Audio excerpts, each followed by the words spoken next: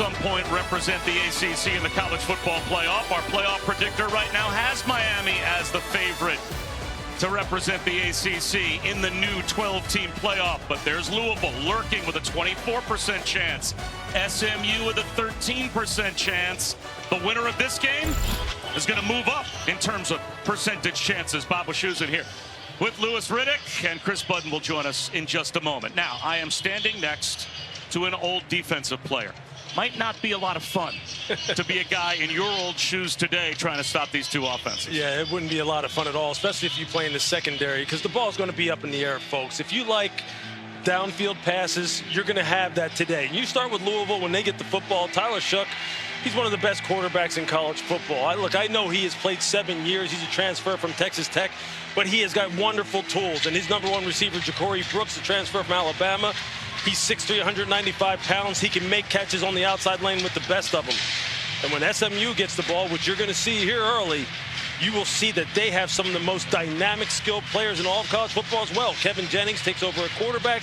The past 2 weeks, he's done nothing but just infuse this offense with more explosiveness. And Brashard Smith, the transfer from Miami, the former wide receiver. Wait till he gets out in the open field. You want to know why I wouldn't want to play in this game? He is going to be prime example #1. Oftentimes, we see teams win the toss and defer, right? We'll start the second half with the football. We'll put our defense out there first. Right. Not SMU. Not at all. The Ponies won the toss.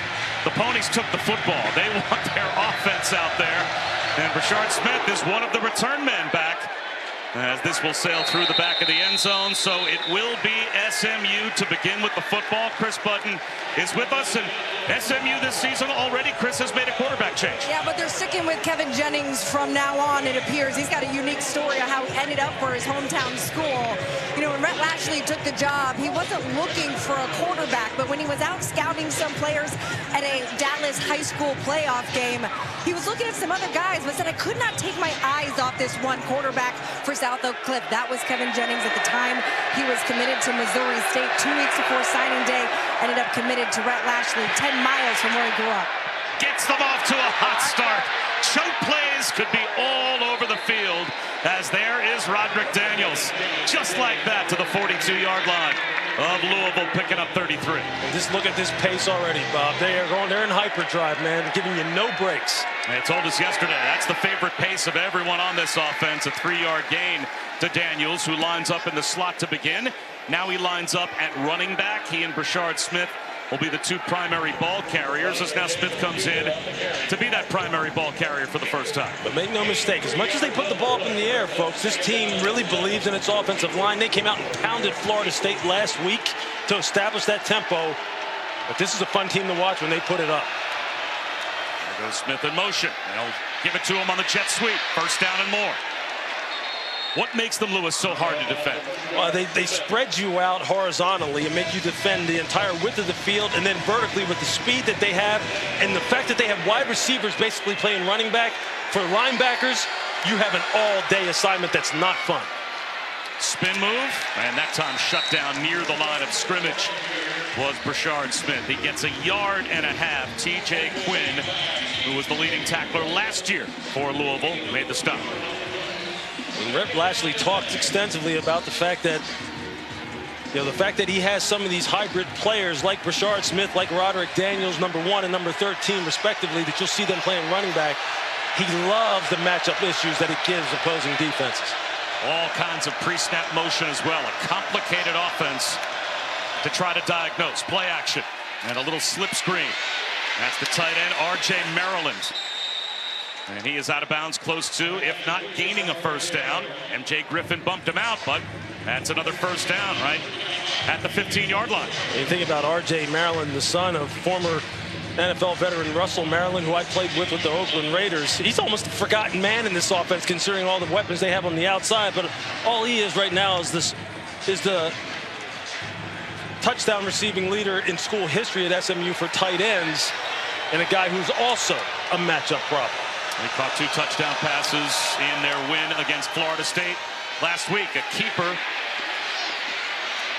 dodging tacklers down to about the 11-yard line goes Kevin Jennings. So I think what's important here for Louisville and defensive coordinator Ron English is that, look, you just have to kind of keep your composure here early on. You know it's going to be a hyper pace. You have to make sure your guys are just communicating effectively, making sure that the linebacker level's communicating with the secondary, and just understand they're probably going to get some plays on you, but you got to settle in and get used to this pace, used to their substitution patterns.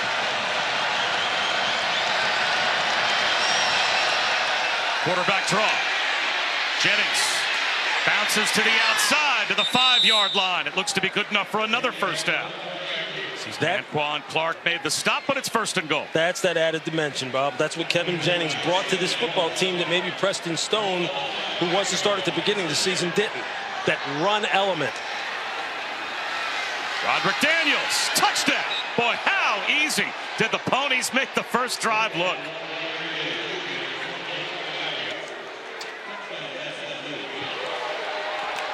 And here you see that physical offensive line. And you're just going to see how they just cave down. Just watch it right here. Watch the movement at the point of attack as they all just come off the ball with good pad level. And Roderick Daniels, it's an easy read for him. I mean, you could not ask for a better start if you're SMU. And if you're Louisville now, you're going to have to get back on the sideline and regroup. Second rushing touchdown for Roderick Daniels in as many weeks. An 8-play, 75-yard touchdown drive for SMU to start. Boy, it looked like the greatest offense on turf we saw from SMU to begin. We'll now see if Louisville can answer. Bob Wischusen here with Louis Riddick and Chris Budden. And now they'll have great field position, will the Cards, as it'll come out to their 35-yard line with the kick out of bounds. Kicking team, number 41. Ball be placed at the 35-yard line. First down. All right, Lou, how about the road test? Brought to you by Goodyear, your keys to the game. Yeah, for SMU offensively, 8+ total explosive plays. That means plus 10-yard runs, plus 20-yard receptions. They're already off to a great start. And defensively, win the turnover battle. This is one of the best defenses in all of FBS in terms of turning you over, especially with interceptions. For Louisville, look, Ja'Cory Brooks, 2+ TDs. He's going to have to get going right now. They're going to have to match them score for score. And then defensively, Ashton Gelati, he's got to make his presence felt. We didn't even call his name in that first drive. I have a feeling we will. Louisville starts on the ground with Donald Chaney. And Tyler Shuck, for the first time last week, turned it over. And for the first time this season, last week, Louisville as a team turned it over. 3 total giveaways last week, cost them 17 points. And I think they win that game last week against Notre Dame if they play clean. Yeah, absolutely. Look, and Tyler Shuck is a good quarterback. He has a lot of experience. Head coach Jeff Brom really loves his poise.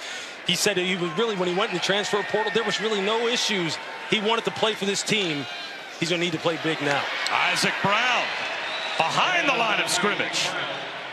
Kobe Wilson, he is a tackle machine, and it's 3rd down and 8. Yeah, Kobe Wilson, we got a chance to talk to this young man yesterday, and you're right. He is a tackling machine, a former running back that moved to linebacker, and he will put the pads on you. He's got great pursuit. He can intercept the football, great pass drop responsibilities in terms of his instincts. He can do it all.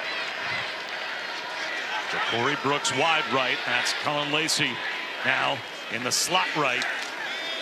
Shuck on 3rd down and 8. Takes a shot down the left sideline and drops it in. Hires Bruce to the 5-yard line.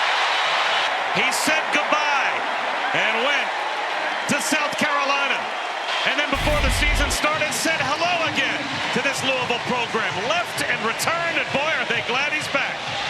You're just going to see here the switch release at the line of scrimmage. Corner doesn't play with good enough leverage, doesn't understand that he's getting threatened vertically. Jalen Davis Robinson, number 13. This has been something that has plagued SMU secondary all year long. Explosive plays on the outside by the corners in particular. Expect the ball up in the air on the outside often. Maybe a broken play, and Shuck goes down. Looked like he may have wanted to give it to Chaney, and some confusion in the backfield. Jonathan Jefferson, the tackle for loss. Here you see it. You see the corner just is not able to stay on top of that 9-ball going down the sideline. And by 9-ball, I mean it's just a simple go route. And Huggin Bruce makes him pay They have guys now. Louisville has guys that can put this ball in the end zone with explosive plays and flip this game in one play. Got an example of it right there. Chuck well protected. Now extending the play. Floats one. Ends up. Touchdown. Ja'Cory Brooks. He had a pair last week. He's got the first this week. Louisville with the answer.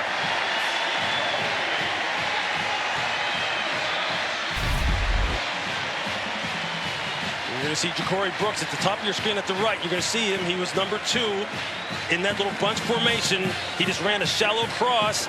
And then when he saw Tyler Shuck starting to need to buy time, he just broke it back across the end zone in the middle of the field. And Shuck able to make a difficult throw. But he can do those.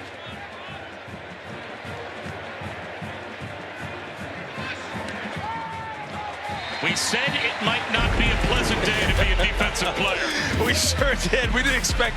I don't know what I expected. I don't know if I expected this kind of start, but I'm here for it. Buckle in, folks. New crib psychotic. Huge game between SMU and Louisville in the ACC playoff picture in terms of the brand new 12-team college football playoff race. We are tied at 7 early as both teams with quick strike touchdown drives. Abu Shuzam, Louis Riddick, and Chris Button are here. An 8-play touchdown drive for SMU, answered for Louisville with a 5-play touchdown drive. So it will go right back to the Ponies. And again, we said, Lewis, it is Miami's title right now in the ACC, it seems, to lose. But SMU and Louisville are lurking. How important is today's game? Well, according to our playoff predictor, both with a win today would be right about a 1/3 chance to make the college football playoff and represent the ACC. Sure, and both of these teams offensively would give a lot of the big dogs in college football a lot of problems because you see how explosive they are. They understand the importance of this game. It's represented by the graphic on your screen very clearly. You lose, you're probably looking at, being at home once the playoffs start. You win, you're right in the thick of it. Play fake for Jennings. Back shoulder throw, R.J. Maryland. Boy, he may read as a tight end on the depth chart. He looks like a wide receiver. He's got 31 yards. He's just a ridiculous athlete, and I mean that with all due respect in a very complimentary way. He has a matchup problem, as many of these wide receivers are, for linebackers and safeties. Smith can't find a cutback lane. That time they were ready for him. And Quinn brought him down. You to see what R.J. Maryland, what he can do as far as putting him in motion, getting the matchup that you want, running up the boundary. And if a linebacker is having to bump out and pick him up man to man, good luck, because he's basically a big wide receiver. End around, Jake Bailey. Bottled up along the sideline, nowhere to go. A flag comes out right on the hit. On the sideline.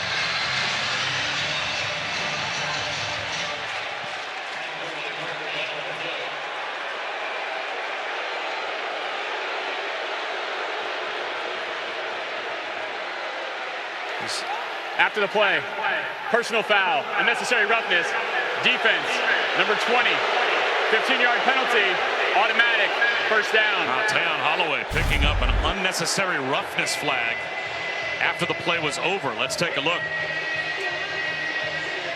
On that hit. I think it's the way I think the refs thought maybe it was something that he could have pulled off on. He gave him a little bit of a talking to after the fact. That's just good physical play. It's right on the borderline. Louisville's trying to respond with some physicality here on defense.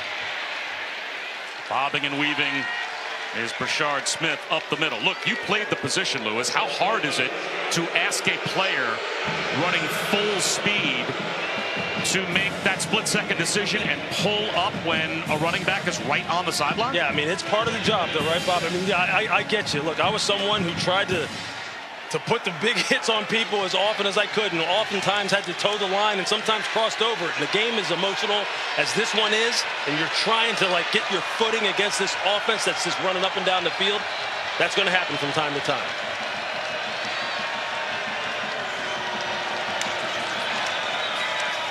Quarterback run. Jennings into the secondary. Inside the 5-yard line before he is finally brought down. First and goal. Quarterback run effective again, but Kevin Jennings is down. Bob, I think he took a hit right on like his hip rib area right at the end of that run, like a glancing blow, and you saw him curl up right at the end. One of those shots where, like, you don't want to speculate on injuries, but you see it right there at the end. You see how he caught him, like, right on the side, like right above his belt line, right in the rib area. It was Tayon Holloway who was just called for the penalty a moment ago. So Preston Stone up and warming up.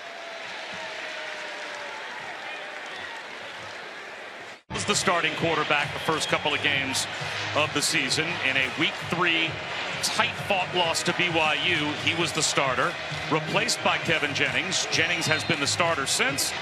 Has to leave the game for at least a play, but now you're going back to a quote-unquote backup quarterback that was your starter to begin the season. First and goal as Stone enters the game in the shotgun, and now it's going to be first and goal from back at the 10-yard line. Pre-snap penalty. Looked like Savion Byrd, the left tackle,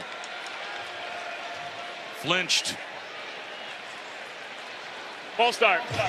Offense, number 54. 5-yard penalty. First down.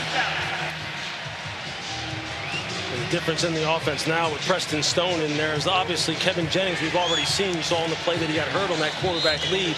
Really brings an added dimension that is crucial and very dangerous down here in the red area, that being his running ability. Preston Stone a little bit more traditional of a pocket passer, but they've got so many weapons. It's still tough to defend this offense down here.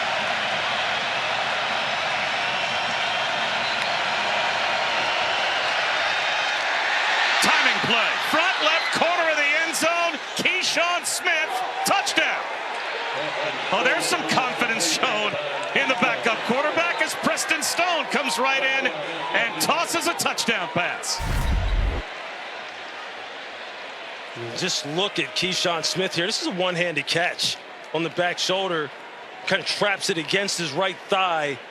Got that right foot inbounds up against Corey Thornton, who's a pretty good corner in terms of his length and his ability to challenge plays in contested situations. But I told you, look, this wide receiver core for SMU is special. Flags on the point after attempt.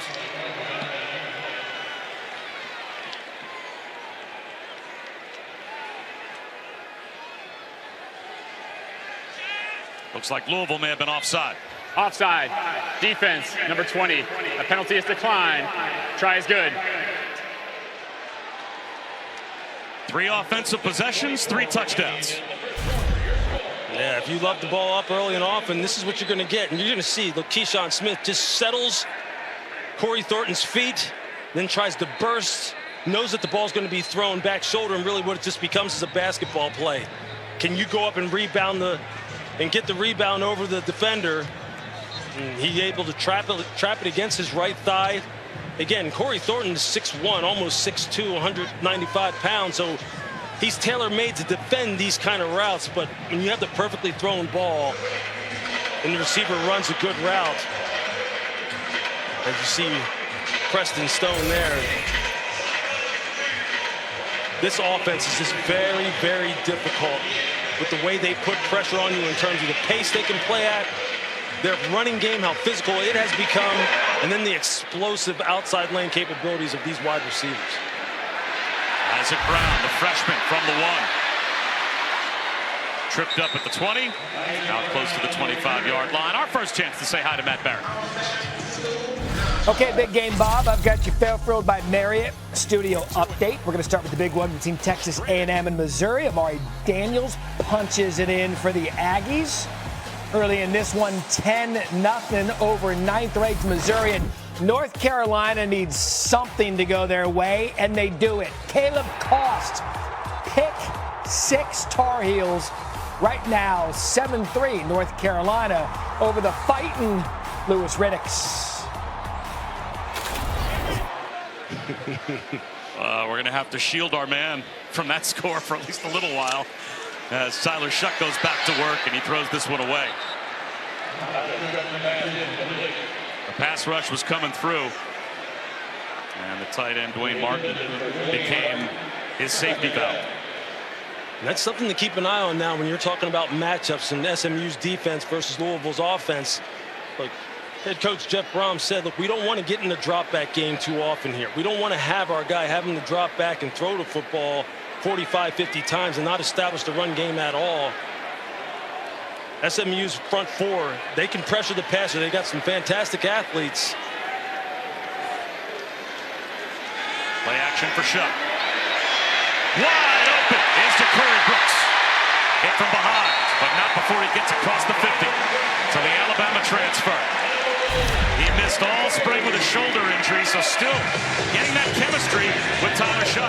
Ja'Cory Brooks runs what is called a 7 route, just a corner route against cover 2, right in that zone void in between the safety and the corner. And if the corner, as you see him jump up on the flat route, if the corner doesn't drive for depth and cushion that throw, that hole is always open in cover 2. Something to keep an eye on as we move through this game. How varied will the tempo be for both teams in this game? Yeah, I think Jeff Brom's going to want to step on the gas now. He sees it. He sees it as far as he needs to match them score for score. Although, straight ahead run for Isaac Brown, the freshman. Although it would probably be nice for him to say, hey, look, let's just slow this down a little bit, maybe limit SMU's possessions. We don't want to be going 3 and out. Look, you can go fast, but if you go 3 and out and give it back to the opponent and they're efficient on offense, you're just setting yourself up for disaster. As a defensive player, is that what you would want to see? Oh, yeah. Yeah. Eat some play clock for us, boys? Absolutely. Absolutely. Control the game a little bit because it's just frenetic right now. And that weighs on players mentally. Brown again.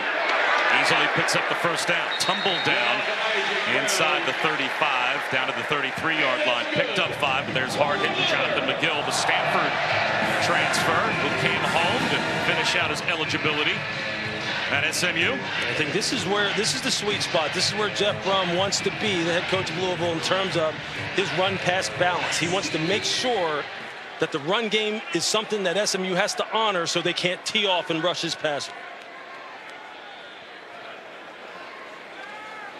Shuck down and out, wide open again. Amari Huggins Bruce, but his momentum carries him out at the 27-yard line. That's a gain of 6. Flag down. Let's see. No, doesn't look like it. Looks like they may pick that up.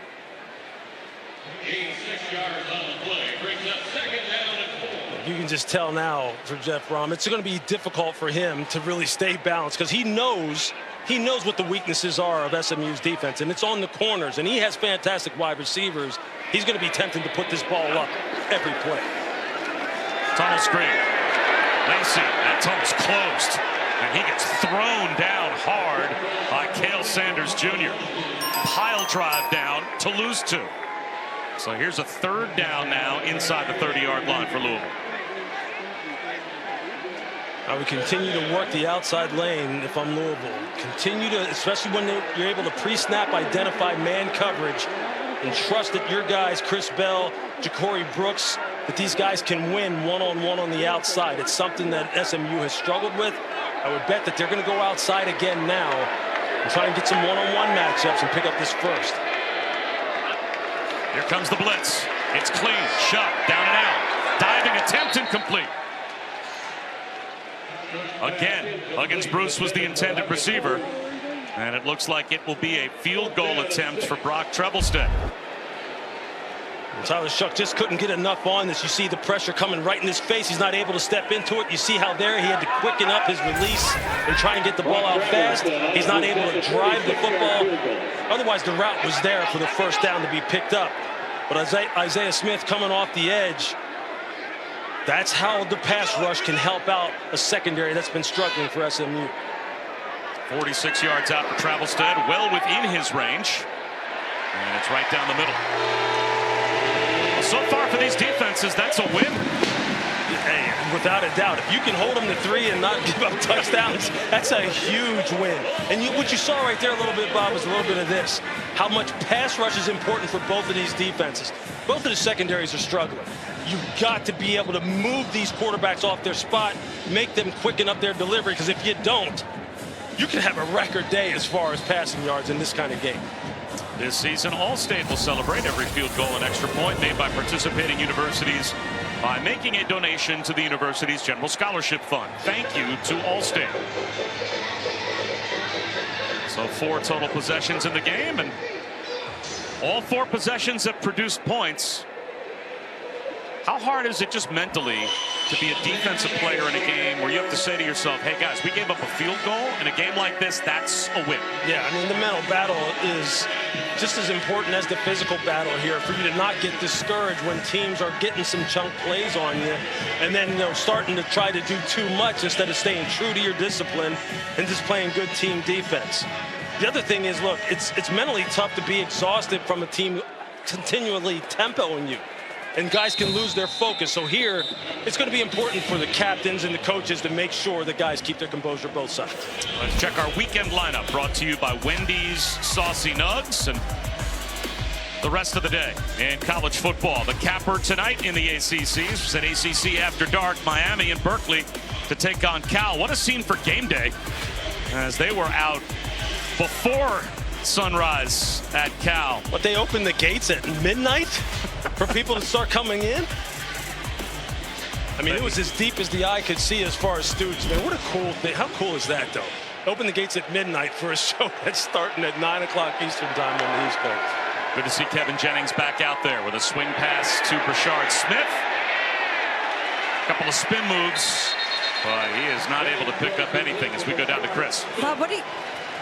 Bob, what a unique relationship between Kevin Jennings and Preston Stone. Despite the carousel and the changing of roles between the two, they've still remained good friends. Jennings was the first one to run onto the field after that touchdown. Rhett Lashley said it shows their maturity, these two, when both, by the way, were voted captains by their teammates before the season.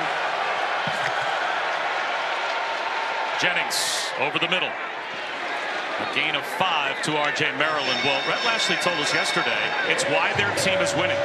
Said he's had quarterback competitions before, but never one where he was going to play both and just let it figure itself out during the season, and then, Lewis, have both quarterbacks be voted captains by their teammates.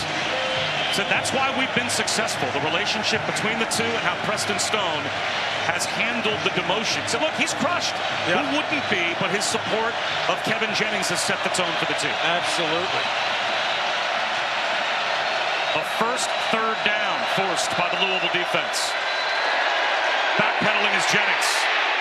Floats one, and it's caught. Jake Bailey. Terrific contested catch. And he is able to pick up the SMU first down, a pickup of 16. He lost his helmet in the process, and he is shaken up. And they love Jake Bailey now as a slot receiver. You're going to see him here working against a single high safety, 3-deep zone. You just see him settle in right behind the linebackers and find that area, and Kevin Jennings just layers it into him perfectly. They've got answers for everything in terms of their passing game. Like Louisville's defense is starting to stiffen a little bit. They fumble the reverse, and the trick play with Roderick Daniels.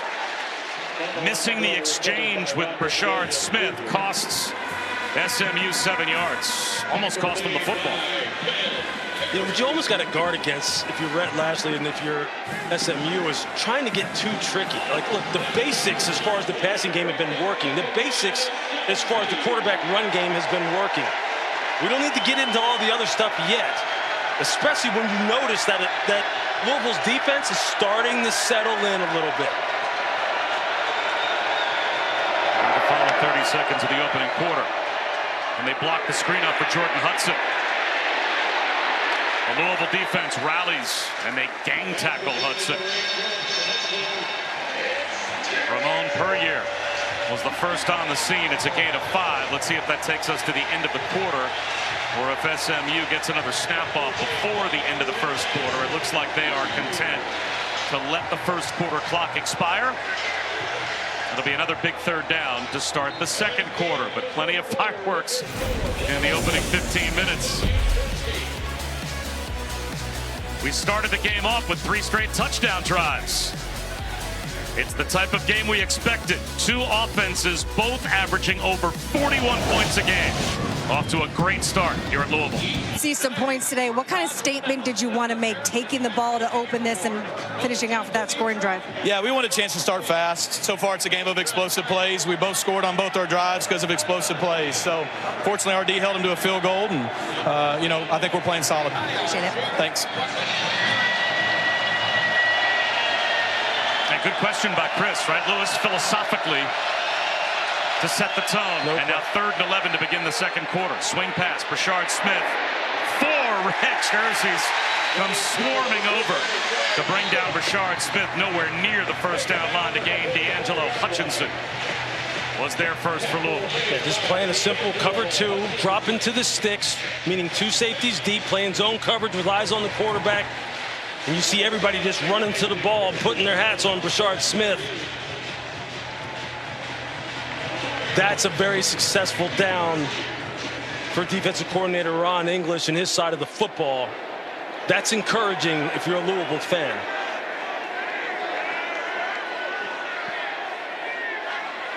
So the game's first punt. And it's a rugby-style kick.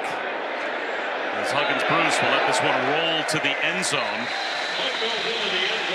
Isaac Pearson able to create a touchback. UFC 307 is tonight, and highlighted with 2 title fights. The main card begins at 10 Eastern on pay-per-view, with the prelims at 8 Eastern on ESPN News, ESPN Deportes, and ESPN Plus. To order the main card in English and Spanish, go to espnplus.com/PPV. Bob, you a UFC guy? I buy them all. All of them. Sometimes I fall asleep and don't even watch them, and I buy them all. All right, I'll watch it with you, and you can talk me through it. The running back rotation continues for Louisville. Donald Chaney back in, and he finds an alley for about 4. Elijah Roberts was able to wrap him up. And Donald Chaney, the more of the hammer to Isaac Brown, the true freshman's lightning. And Jeff Brom really likes this combination. He shuttles a bunch of backs through there. One guy hasn't necessarily stood out and really asserted himself, although they are very high on the freshman. Isaac Brown, you saw him last week, really burst onto the scene against Notre Dame.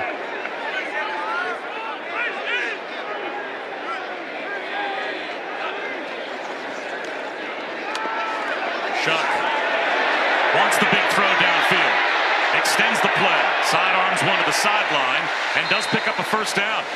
He wanted the shot play, but it wasn't there. Instead, the safety valve was Chaney. Yeah, nice job of SMU secondary. As you see Jonathan McGill just staying deep, preventing that shot play. But again, Tyler Shuck at 6'5", 225 pounds. He is not a prototypical pocket passer in the sense of he can't throw outside of the normal platform. He can move his spot, throw the football from different arm angles. He's a really underrated athlete, and you got a little glimpse of it there.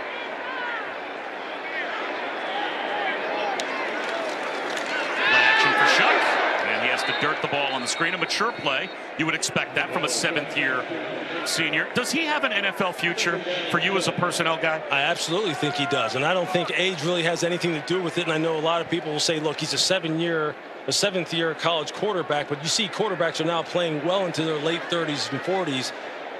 And I think Tyler Shuck, especially considering the tutelage that he's getting right now from Jeff Brom, is one of the very best that there is. His skills have proven that he's someone that NFL teams should be and will be interested in. 2nd down and 10. Again, play action on the jet sweep, and he swings it to Isaac Brown.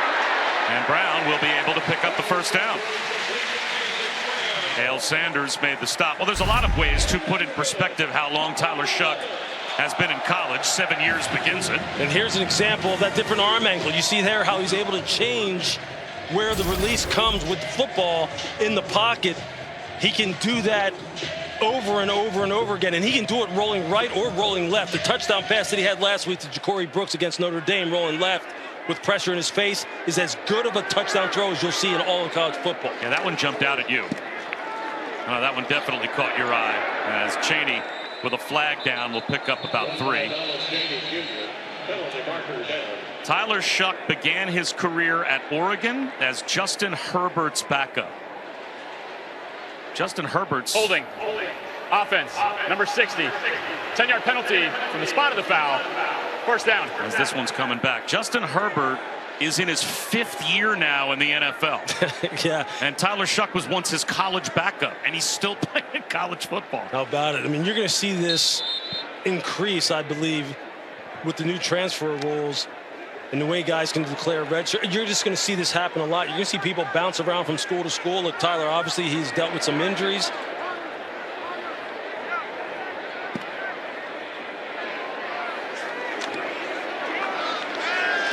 Lobs one down the sideline for Brooks. Can't make the adjustment, but there's a reason why.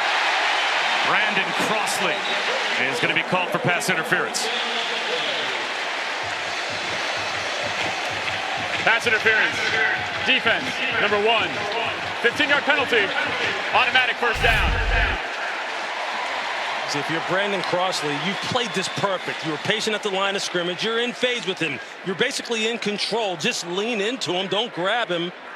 And you have a nice PBU against a very talented wide receiver.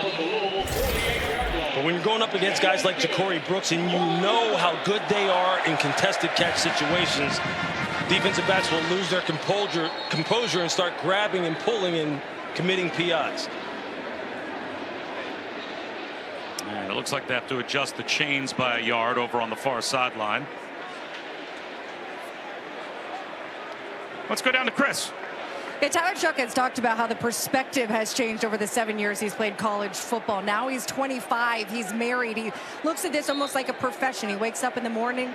He goes to work at 6 a.m. He comes back home. They walk the dog. They have dinner. They watch reality TV and go to bed. Different now in his mid-20s. So his life is as boring as mine, is what you're saying.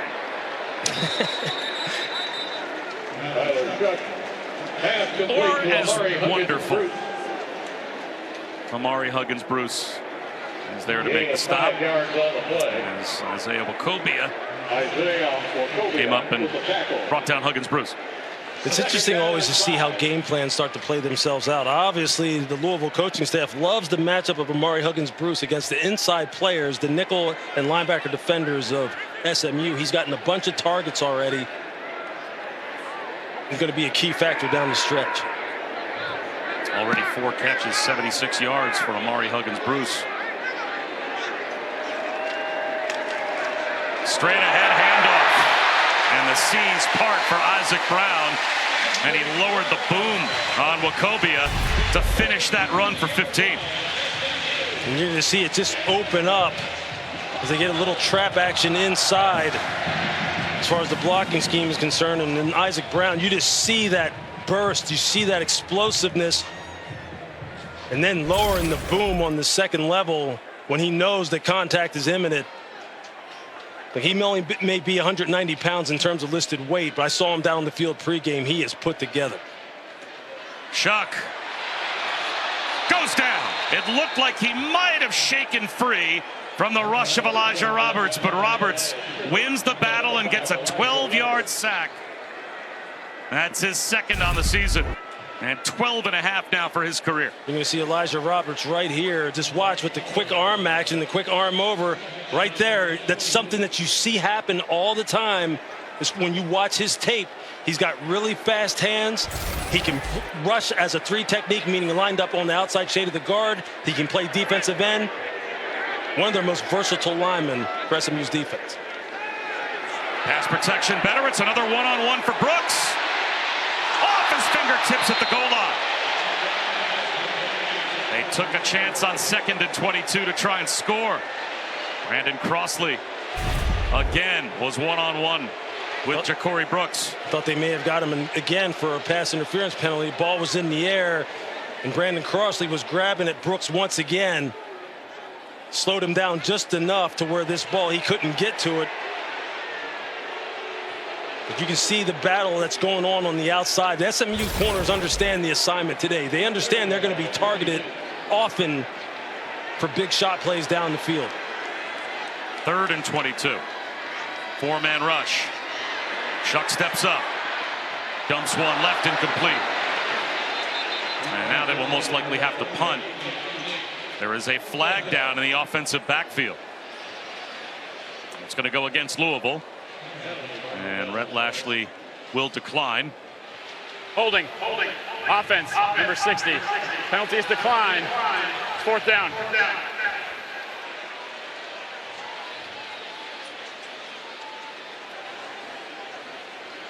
That was on the right tackle, Rasheed Miller, who was going up against one of SMU's best pass rushers in Cameron Robertson, number 15. Both of these teams showing you just how much pass rush plays a role in slowing down these high-octane offenses. And again, now that things have settled down a little bit, you're seeing the defenses start to play a little bit better. So Brady Hodges will punt. Gets away the end-over-end kick, but short. It was a low snap. That might have thrown the rhythm off, and that does not even get inside the 20-yard line of SMU. Only a 23-yard punt. They trail Texas A&M, Lewis, by 17 early on. We're going to see Miami later on tonight against Cal. Under the lights, Tennessee on the road against Arkansas. As well, some road tests today for teams in the top 10. Hey, going down there to Texas A&M, that's not no easy assignment at all. So far, a road test today for SMU, been evenly played for the most part against Louisville. SMU scored on their first 2 offensive possessions.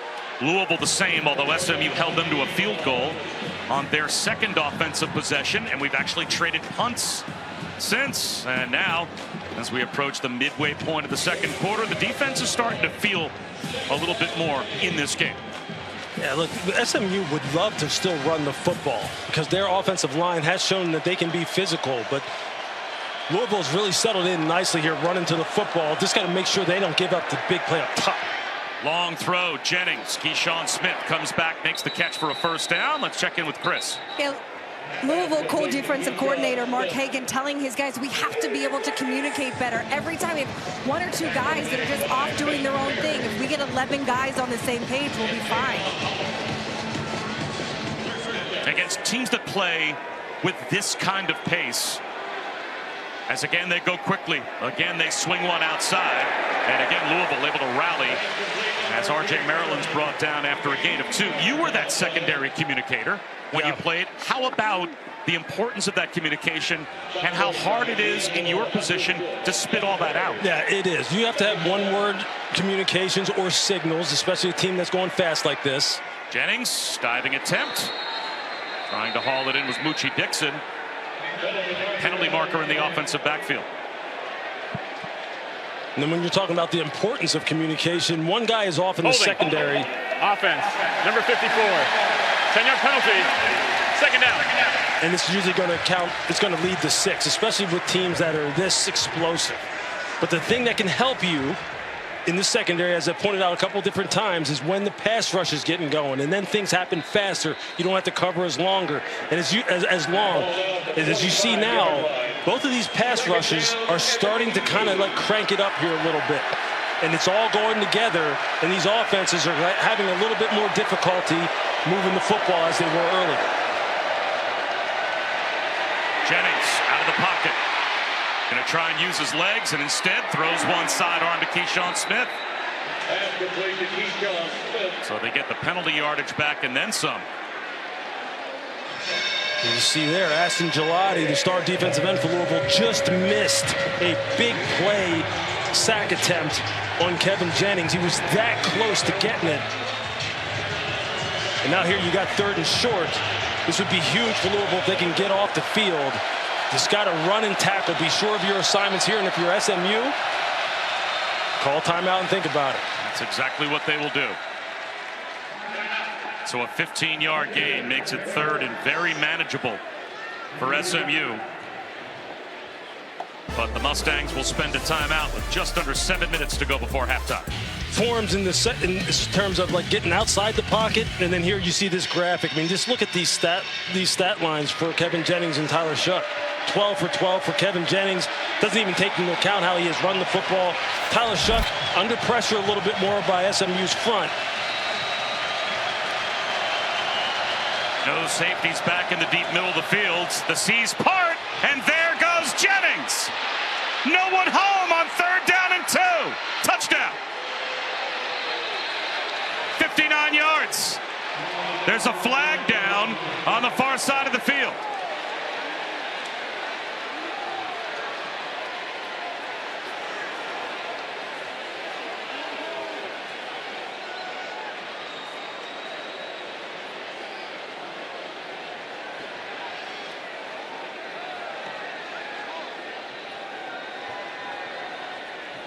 What a great call in terms of the result of the play is a touchdown. After the play, unsportsmanlike conduct, taunting, offense number 8, his first. That 15-yard penalty will be enforced on the kickoff. So Jordan Hudson called for a taunting foul, but against a 0 look, a quarterback draw, Kevin Jennings takes advantage. Yeah, it's just blocked perfectly up front. You see the motion of the tight end Stone Eby just kind of really distorts a little bit of the run fits of the linebackers on the second level, providing Kevin Jennings with just enough space to just get free and clear of the line off to the races.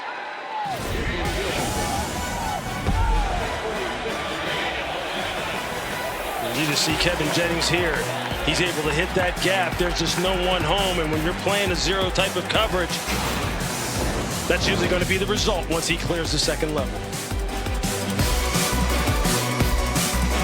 He's a quarterback. The run dynamic, the run aspect of his game is just lethal. You just see how he can make you pay with his legs. And he is a fantastic passer, and he is as composed and as articulate and as intelligent as any quarterback that we'll talk to.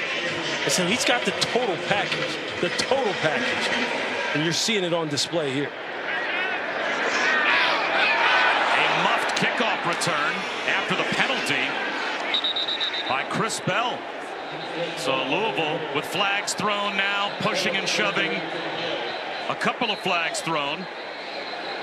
Again, a taunting foul forced SMU to kick off from their own 20-yard line. And Louisville, with Bell muffing the kick return, not taking advantage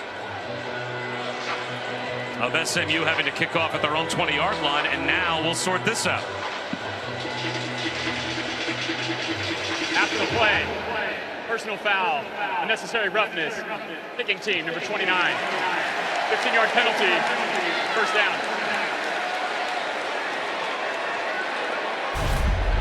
So SMU costs themselves another 15 yards.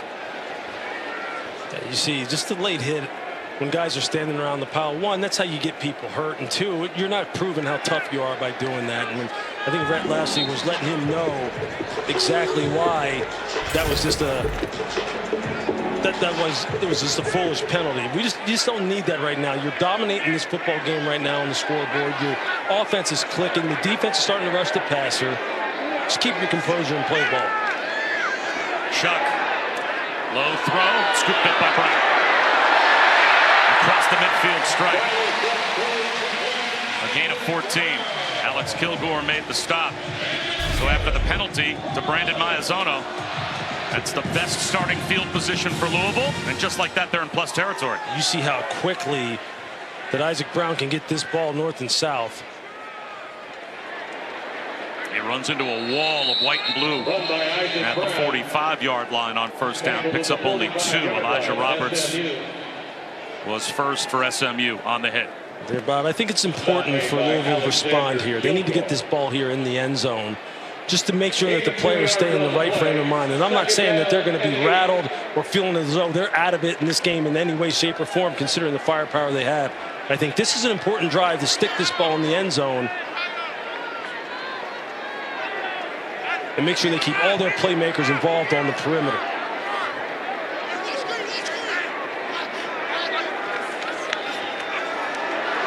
Brown He's got another Louisville first down. Louis, do you think at all about trying to manage the clock here as well, knowing Louisville starts the third quarter with the ball? Yeah, I was just thinking that. Look, exactly. Take your time. No need to hurry here. And see if you can go ahead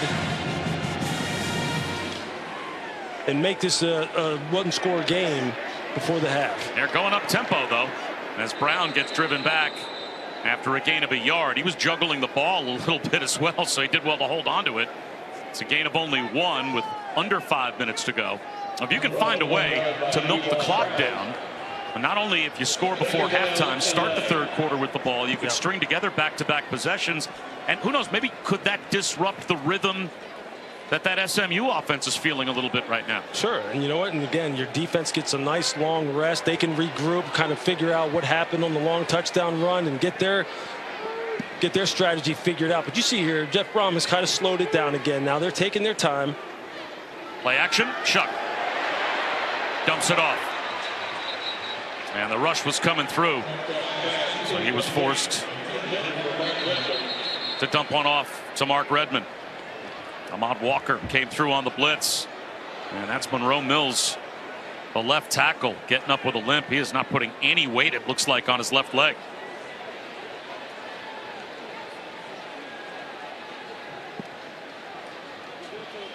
So that is an injury of concern for Louisville on the offensive line. The Texas Tech transfer and the starting left tackle. I'll kick off your Sunday with NFL Countdown at 10 a.m. Eastern on ESPN before Cowboys-Steelers. That's a rivalry renewed tomorrow. They'll look at how Dallas's injuries will impact the game. And then Week 5 Monday Night Football will feature the Chiefs and the Saints at 8 Eastern on ESPN. ESPN Deportes and Peyton and Eli once again on ESPN2 as well.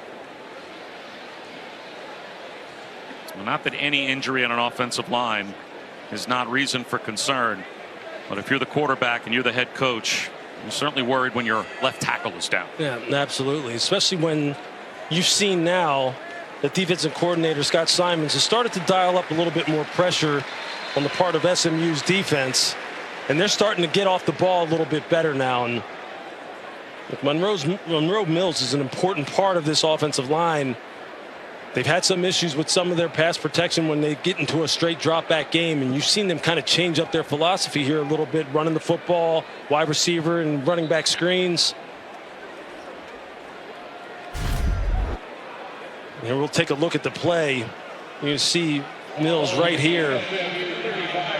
This looks like that, I think it was his right leg. Right there. It looks like his knee gets hyperextended, or it was his left one. Gets hyperextended. So Louisville 1 for 3 on third down with Rasheed Miller at left tackle now. Isaac Brown swing pass. He's got the first down. Boy, does he have some quicks when you get him in space. The true freshman from Homestead, Florida, finds a crease. Tripped up by Jonathan McGill, but he's in the red zone, or near to it. Yes, he does have some juice. Now they're going to hurry up again, trying to increase the tempo. Shuck, pocket collapsing. He'll be sacked again. Cameron Robertson brings him down. That's outside the 30-yard line. And I just talked about Cameron Robinson earlier as it being, I think, their best pass rusher. And you see him there with the long arm bull rush. And then is able to release inside and flatten down the line of scrimmage. But this young man, 6'4", 250, he has prototypical skills that the NFL looks for. Junior out of Plano, Texas. I mean, this guy can get after it. And if they get this part of their defense going, look out. They'll run it here with Chaney. And he bulldozes back inside the 25-yard line, but it's going to be third down and 11. And that'll take us down inside of 3 minutes to go in the half. SMU still with a couple of timeouts. Louisville has all 3 of theirs. So a big play here.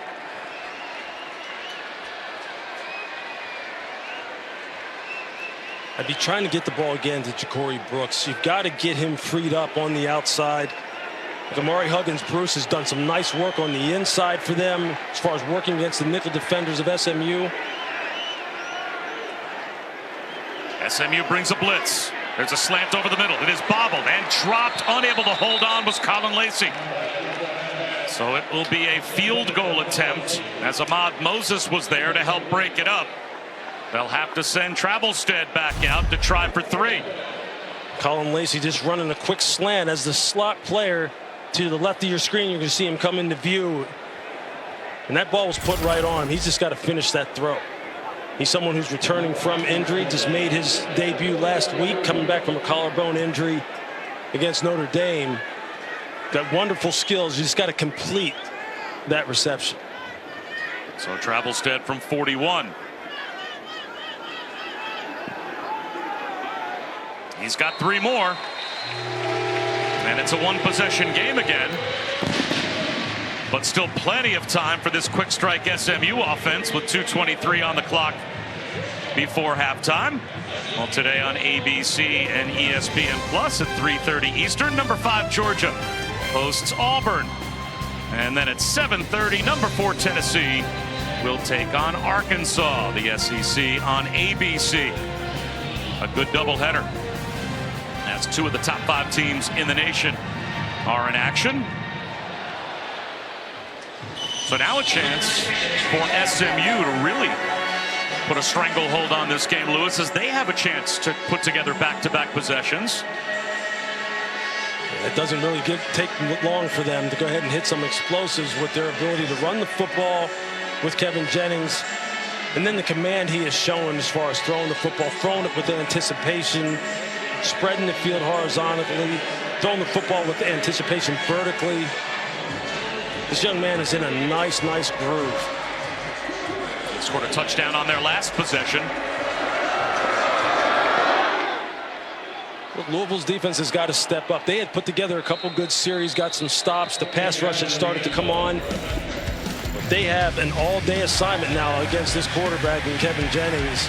And we talked about him at the open, about why he was inserted into the lineup and his ability to both throw in the pocket, outside the pocket, off platform, run the football with big playability here, and you're just going to see him run the quarterback draw against a zero coverage look, where if you're not gap sound, he's going to take it to the house. You're not going to run him down. He's got uncommon poise for someone who's as green as he is in terms of the number of starts and the amount of experience he has, and he is just getting started. Little zone read handoff to Brashard Smith. And pretty good pursuit by the Louisville defense as Antonio Watts strung him out to the sideline and brought him down after a gain of 4. That should bring us down to the 2-minute timeout. So SMU with 2 of their timeouts will let the clock go down to 2 minutes to go in the first half. We'll come right back to Louisville. Texas A&M is actually blowing out Missouri. We'll have highlights of that, plus an upset brewing against Penn State. We'll check in with some of the surprise undefeated teams. One of them, Pitt, which, by the way, Louis Riddick, the entire studio crew is wondering where our Louis Riddick collection Pitt gear is. Must have got lost in the mail. We'll keep looking for it. I'm waiting for mine. Oh, there's a lot of demand. It's hot stuff, baby. It's hot. I would wear a Louis Riddick retro I'm going to get you one. Pitt jersey. I'm going to get you one. Oh, no question. Very important 2 minutes in this game here. Bouncing it outside of Smith. And he is hit hard. Comes down at the 20, at the 33, maybe the 34-yard line, about a yard and a half shy of a first down.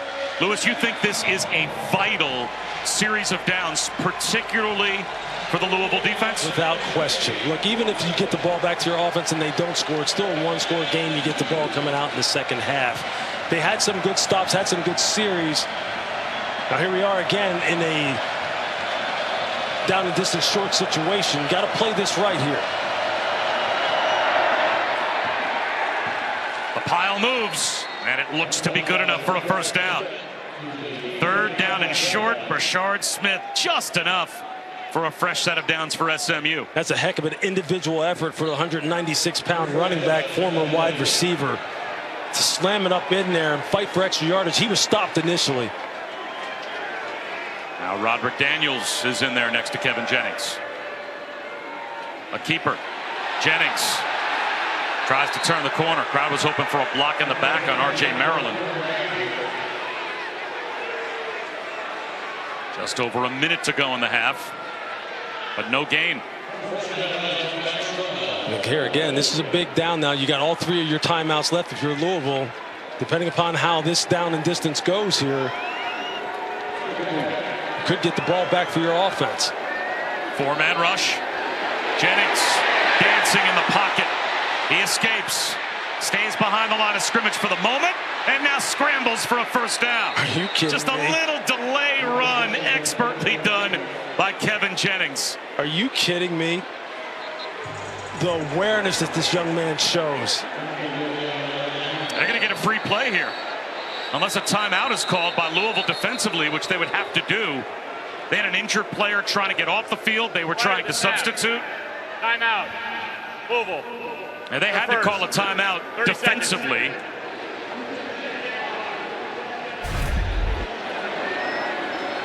That's all. It's a good pass rush on the part of Louisville. We watch Jennings just step up, escape out to his right, and then just stop short of crossing the line of scrimmage, survey the scene, and then just take off across the field.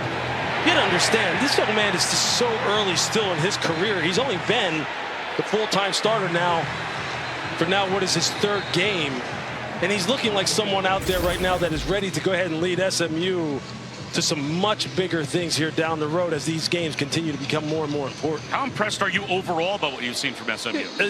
Look, the thing that they've always been able to do is score points and put the ball up in the air and have great perimeter players. It's the lines of scrimmage, I think, where they have really gone to work in terms of their team building that has made them a team that right now I wouldn't want to be playing. Close to another first down. And a clock-stopping play as well. Moochie Dixon. It looks like without measurement, they'll say that's good enough for another first down. As Kevin Jennings now 13 of 13. I mean, it doesn't get much better than that, right? And you see it. I mean, he is seeing the field clearly. That quick release, the accuracy. He's stable in the pocket. And then that added dimension, his legs, which just puts the numbers in their favor time and time again. Looking all over the field. He's going to heave this one to the sideline and throw it away. He's 13 of 13 throwing the ball. He's got 104 yards rushing. And we still have a half minute to play in the first half. And there again, smart decision, full field read. He's able to avoid the rush, make a smart decision and just get the ball out of bounds despite getting pressured late. So that his first incompletion, and it was a good decision.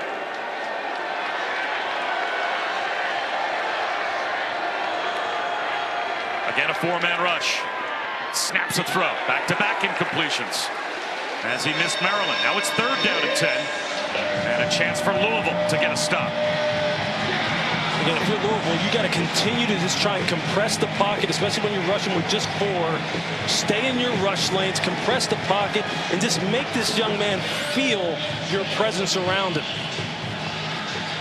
Continue to try and work to get him uncomfortable. Now here again, a big 3rd down situation. The clock working against Louisville, but you got to see if they can get out of this without surrendering any more points before going into the half. Quarterback run. Nowhere up the middle for Jennings to go, so he tries the outside, and that'll make it 4th down and about 6. 23 seconds to go in the half, inside the 40-yard line. So what does Rhett Lashley do? It looks like he's going to send out Colin Rogers to try a long field goal from right here. Again, make this a 2-score game if you can going into the half.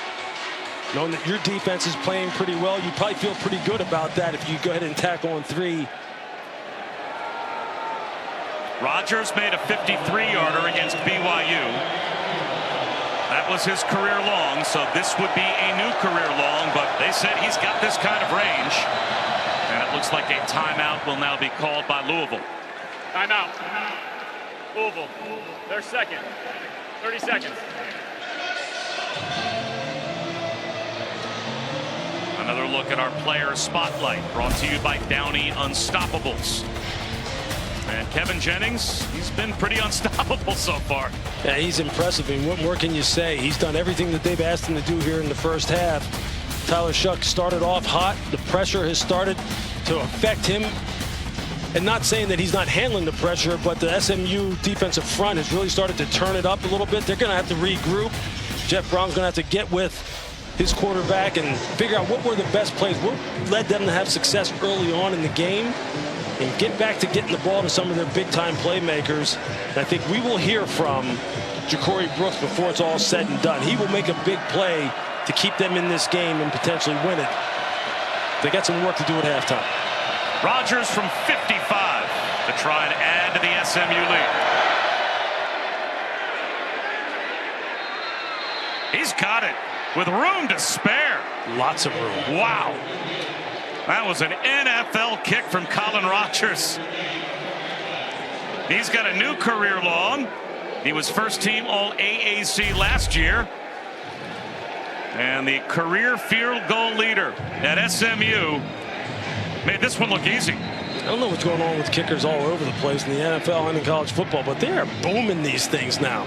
I mean, 55-yarders, you see people attempting them from 60 yards with regularity now.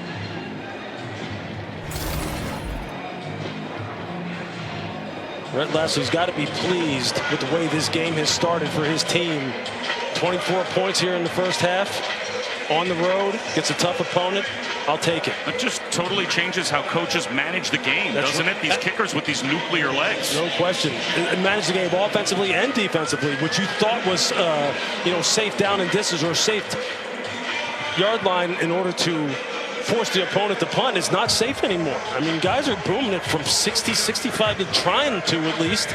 And it's amazing to me how the game continues to advance in all three phases: offense, defense, and special team. Intentional short kick from Lozano. Down to about the 10-yard line. And not much room for Chris Bell. Well, again, it is the new era of the 12-team college football playoff. And everyone, again, trying to learn this new playoff format. The 5 highest-ranked conference champions, automatic bids. The 4 highest-ranked champions, automatically into the second round with first-round buys. There are 7 at-large teams determined after that. And seeds 5 through 8 will host first-round games on campus sites. And we showed you earlier on our All-State playoff predictor, the winner of this game has about a 30% chance each to be the team to represent the ACC in the college football playoff. As SMU will call a timeout here with 13 seconds to go in the half. So again, how important is this game to both of these teams?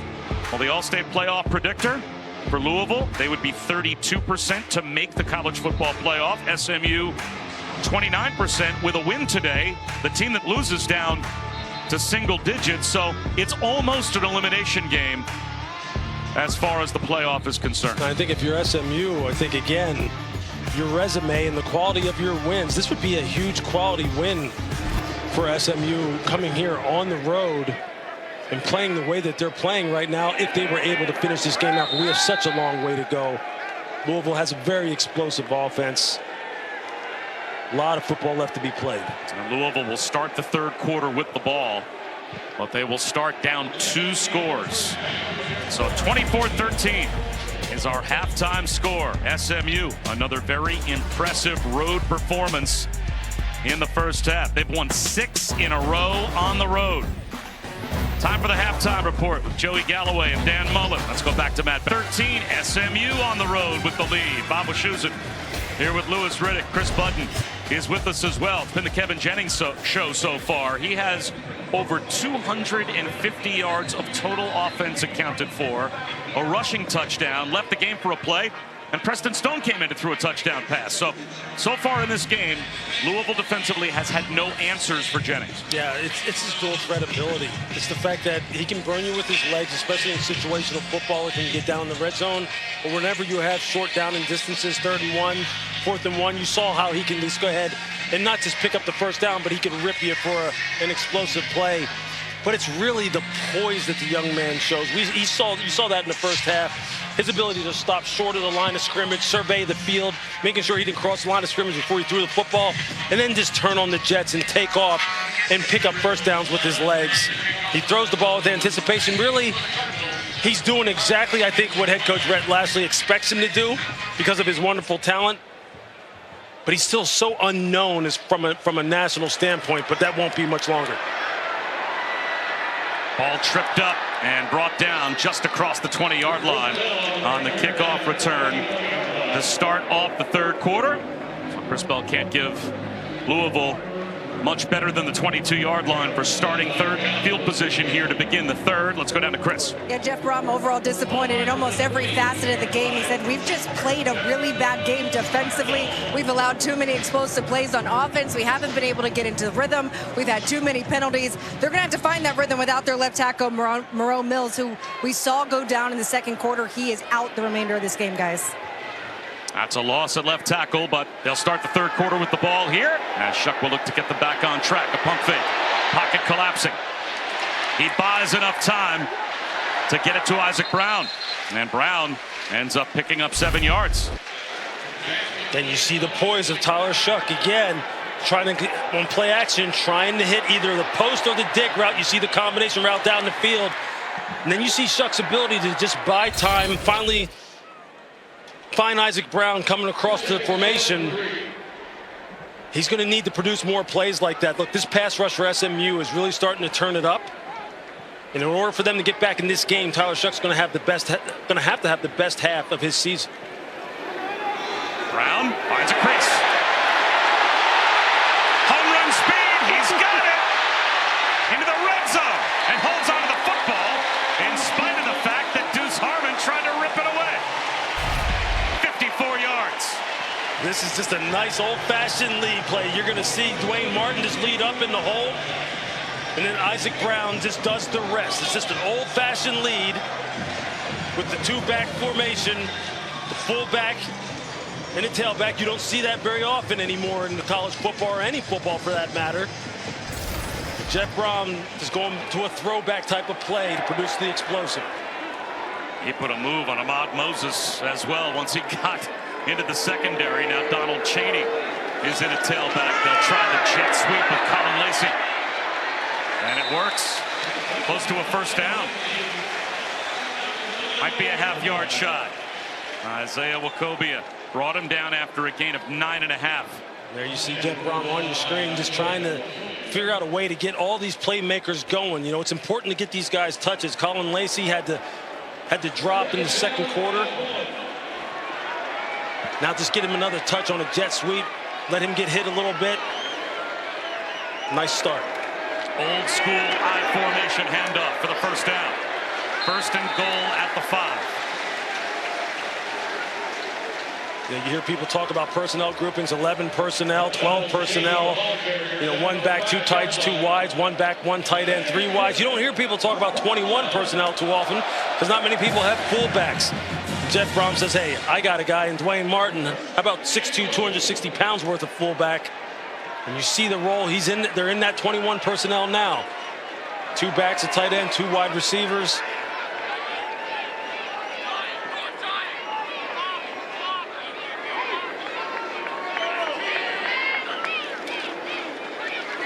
Jump cut, but nothing else there for Chaney.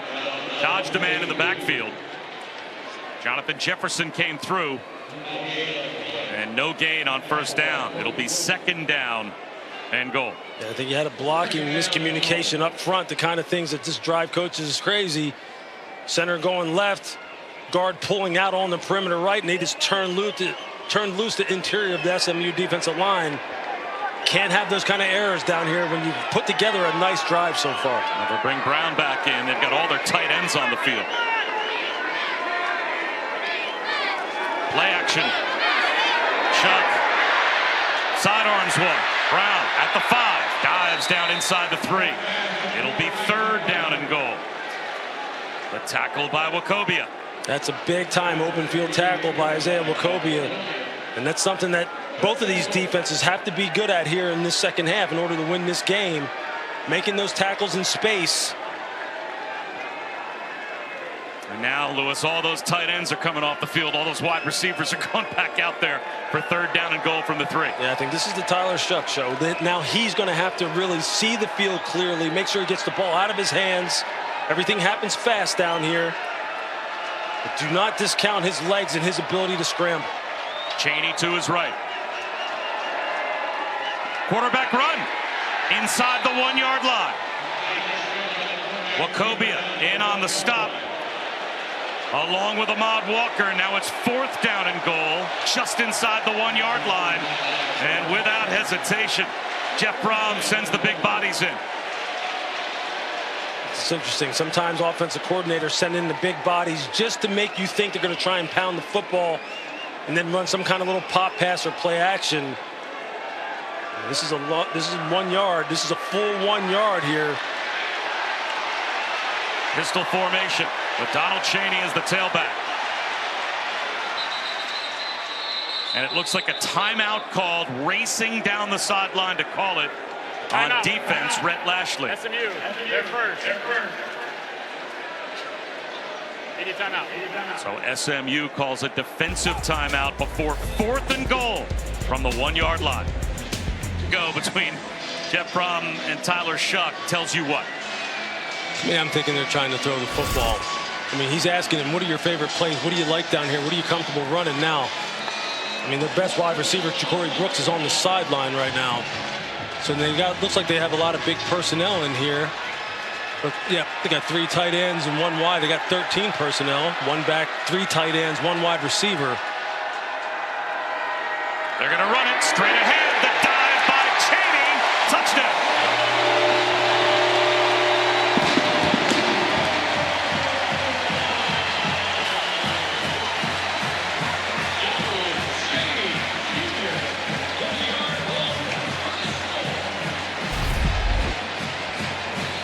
This is a nice job of the Louisville offensive line on the right side. Look at the push, the surge they get at the point of attack. Austin Collins, 51.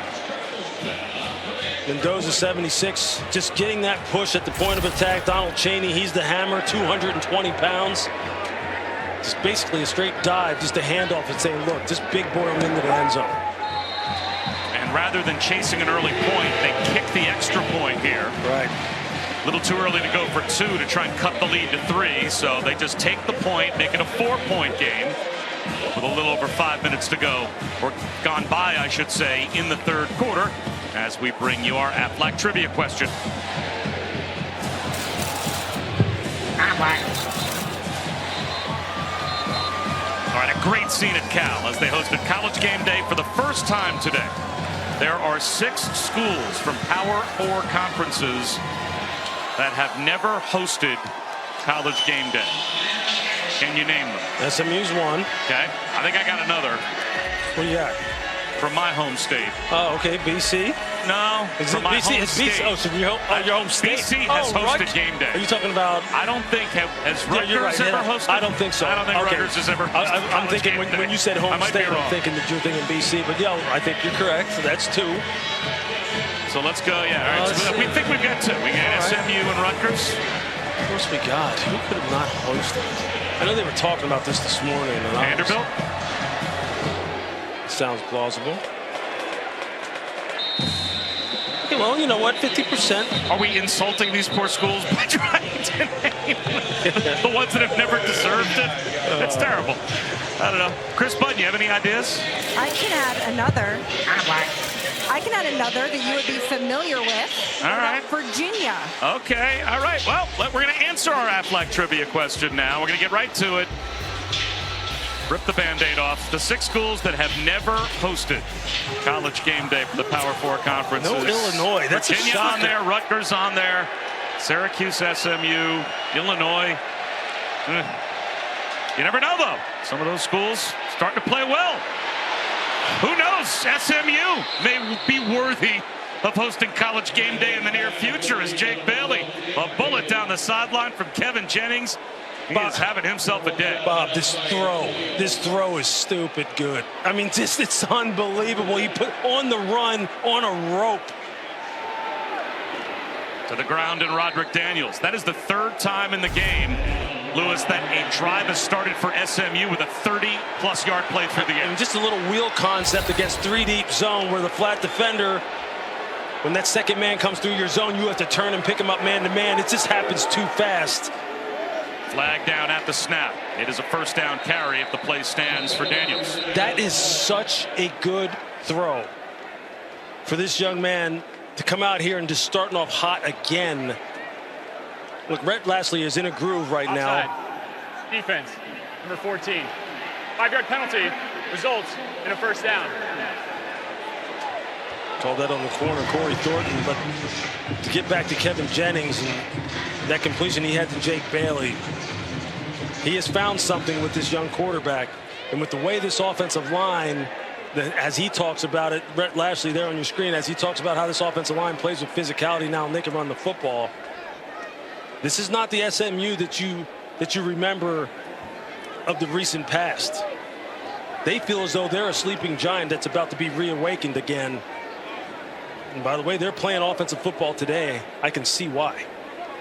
Speaking of Rutgers, that is Rutgers transfer Renee Conga. Talking about Kevin Jennings all morning long, all afternoon long. And you see here right out of the gate, Rhett Lashlee just dials up a big play against cover 2, finds the hole in the zone right behind the second level defender. And then here, crucial 4th down conversion.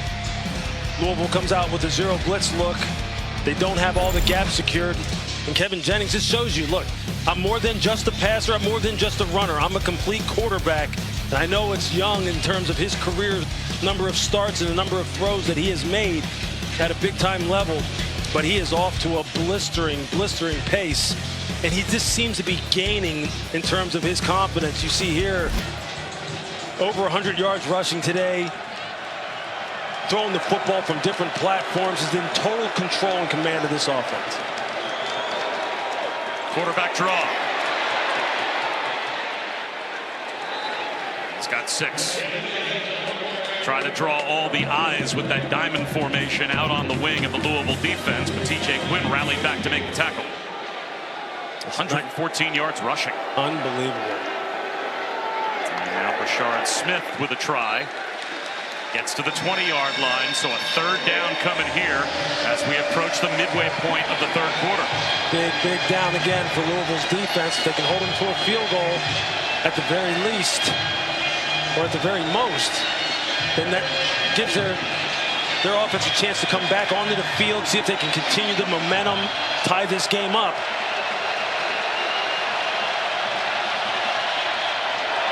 Brashard Smith gets buried behind the line of scrimmage. Nowhere to go.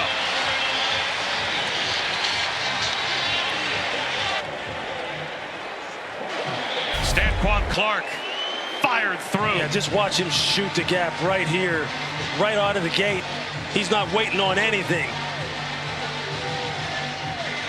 Excellent play, the kind of big play that can really keep momentum in your favor if you're Louisville. Now it's important here for this offense to get back on the field and keep the momentum going. Keep running the football, mixing it up, getting the wide receivers involved in the big passing game on the outside lane. That's a key stop. Play clock winds all the way down. Be delay of game. It's only a 38-yard field goal. Offense. 5-yard penalty. 4th down. So well within Colin Rogers' range. It's still well within his range, but 38 now becomes 43. And the crowd loves it. They also love the defensive stop. And in a game that feels NFL-esque, Lewis, making a team kick 3s instead of scoring 7s, who knows how that factors into the 4th quarter.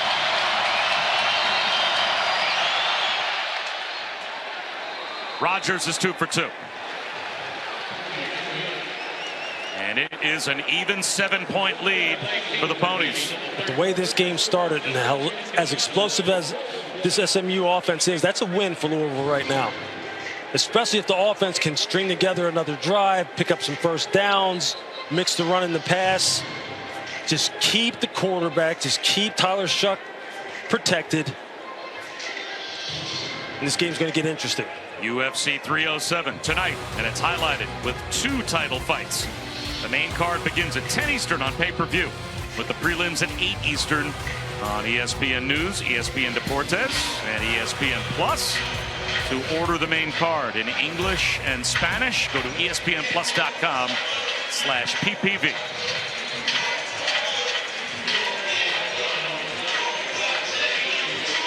College football today, NFL football Sunday tomorrow, and I know Lewis will be dialed in on Tuesday night when we drop the puck. You're fired up about that. We got a triple header on Tuesday night. Night 1 of the National Hockey League. Hockey is back. There you go. A lot of things converging right now in terms of sports. It's a good time. Isaac Brown, flag down. Brought down at the 25-yard line. Have to check the penalty marker, though.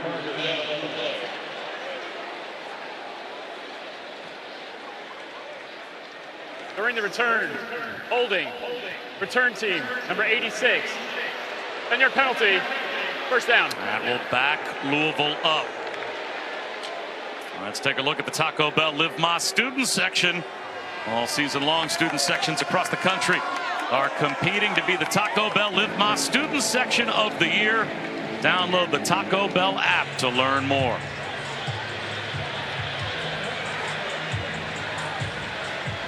All right, now the Louisville offense operating in front of the student section. So they're staying quiet. Cheney, maybe a half yard. Another hit for Isaiah Wacobia. He had a little bit of help from linebacker Ahmad Walker. Just came downhill, read this play perfectly. Look, these linebackers for SMU, Ahmad Walker 34, Kobe Wilson 24. Not the biggest, not the fastest, but 2 very instinctive, very smart players that make a lot of plays for them. And they're going to have to shut down this running game that seems to be getting going here in the second half. Kobe Wilson was the ACC linebacker of the week. 82-yard pick 6 against Florida State. Amari Huggins-Bruce, a crossing route for only 3 yards. Another linebacker tackle, that courtesy of Alexander Kilgore. And a third down now forced by SMU. Third down at 6. It's a nice job of playing some 3-deep zone coverage. Dropped 8, only rushed 3. Good eyes on the quarterback. Now they can see if they can do it again. Interesting down and distance. Do you go with some man coverage here? Do you play with eyes on the quarterback, play some zone? And if you're Louisville, who are you trying to get the ball to here? The slot players have been the guys that they've been trying to get the ball to in the passing game. 4-man rush. And it flushes Shuck out of the pocket. He's got one-on-one. Breaking free is Brooks. Ja'Cory Brooks. Touchdown.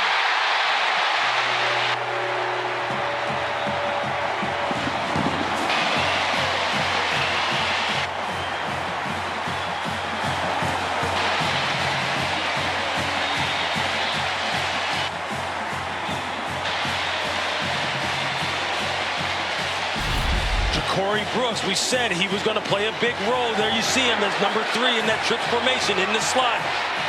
Working the 7 route, the corner route against the safety, Jonathan McGill. We talked about his catch radius at the beginning of the show. He's got the long reach, great ball tracking skills. That's the kind of explosive play that he needed to make in order to keep his team in it. Now we got a tie ball.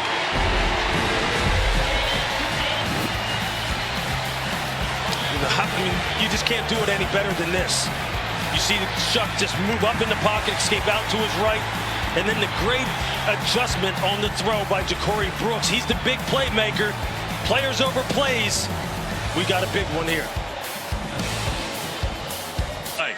As later on tonight, out in Berkeley, Miami, the highest-ranked ACC team, will be under the lights. As ACC After Dark will take center stage, but Louisville and SMU going back and forth, now tied at 27. Bob Wischusen here with Louis Riddick and Chris Budden.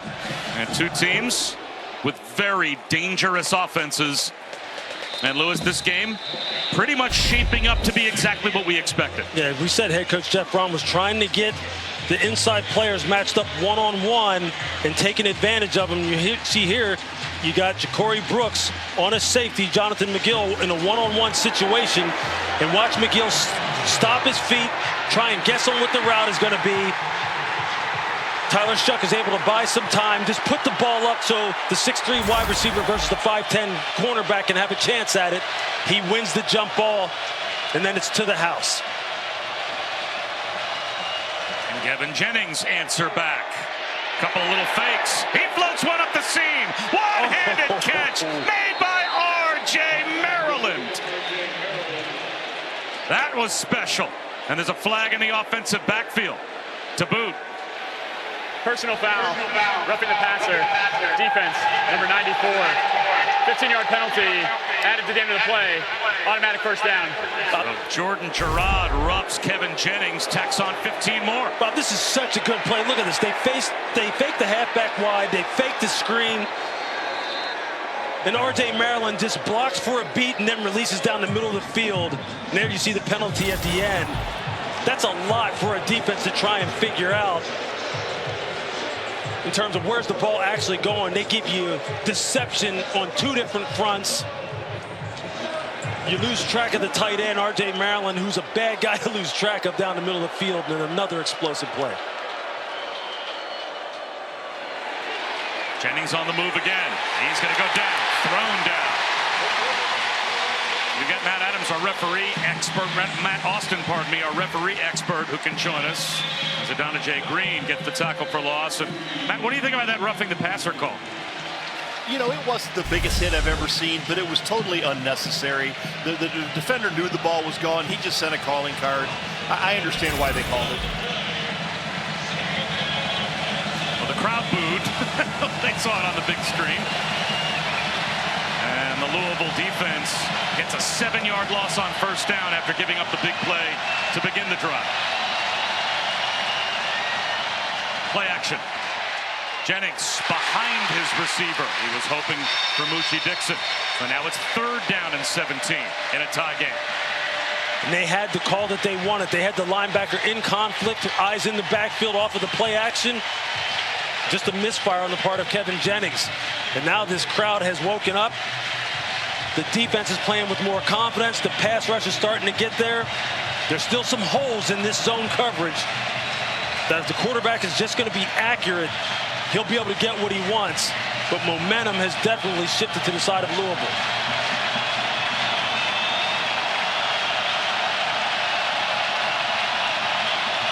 Four-man rush, 3rd and 17. Jennings, long throw, coming back to make the catch is Hudson. Probably got into field goal range at least. Well short, obviously, of picking up a first down. Antonio Watts made the stop, but that bought Colin Rogers enough yardage to come out and try a long field goal to see if he can give SMU the lead back. Again, the pass rush, forcing Kevin Jennings to kind of speed up the clock in his head, making him have to check that ball down. The coverage was sound in the back end. It's a good rep right there for the Louisville defense. Real good rep. Rogers from 50. This one's no good.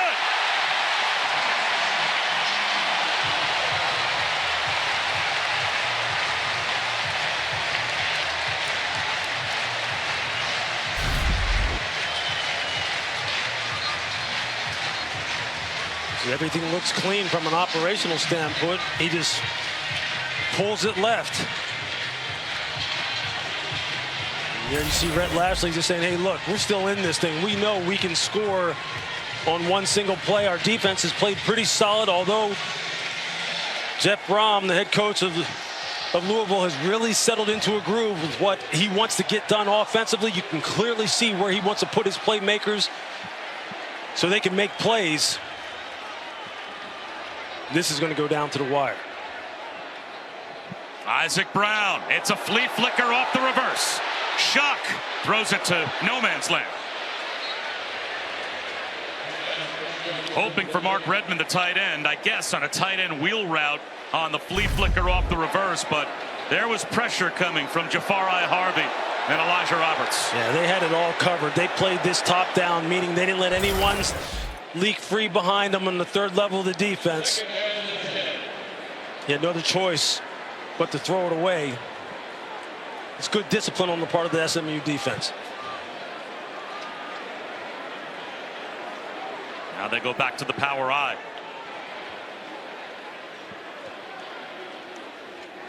Play action. A little button hook right between the numbers to Mark Redmond.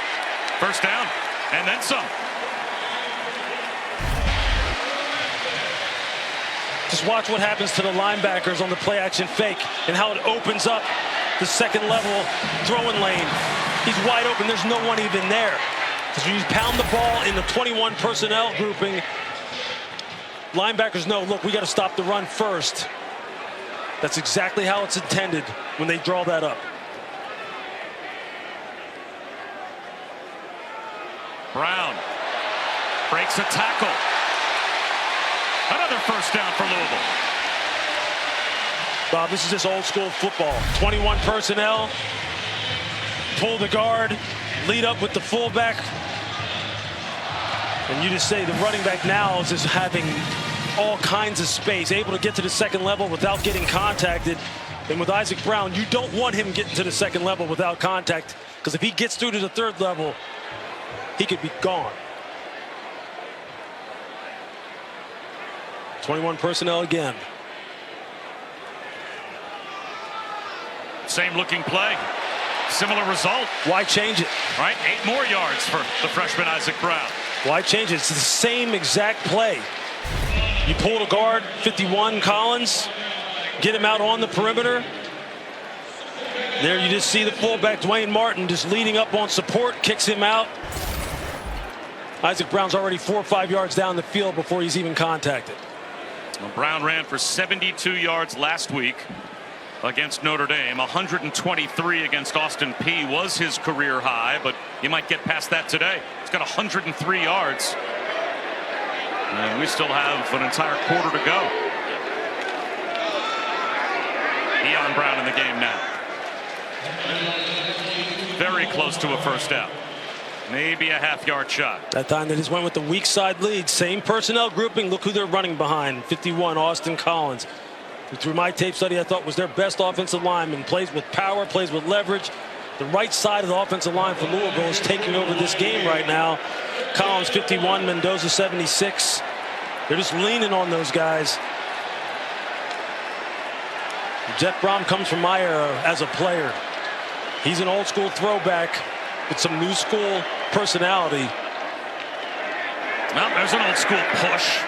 Quarterback sneak as Tyler Shuck saw just enough of a weakness on the left side of that SMU defensive line and snuck behind his right guard, picked up the first down. Look, right now, if I'm Scott Simons, the defensive coordinator for SMU, I am telling my defense, hey, look, they're running the football behind the right side. Like, I'm telling them, look, that's where it's coming. Let's make sure we're not stubborn and we're not aware of the fact that, look, they're going players over plays right now. They're running the same kind of run play, but they're just going towards their best guys. And don't get lulled to sleep in the play action passing game. Chris Bell solo left as Isaac Brown circles. Swing pass that misses with 12 seconds to go in the quarter.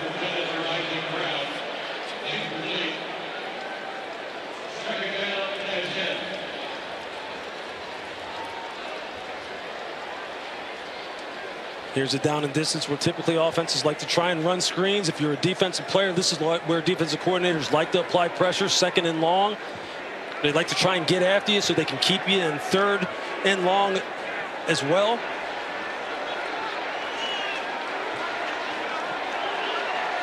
Ja'Cory Brooks has been the big play receiver. He's to the top of the screen, wide right. Instead, Shuck goes the other way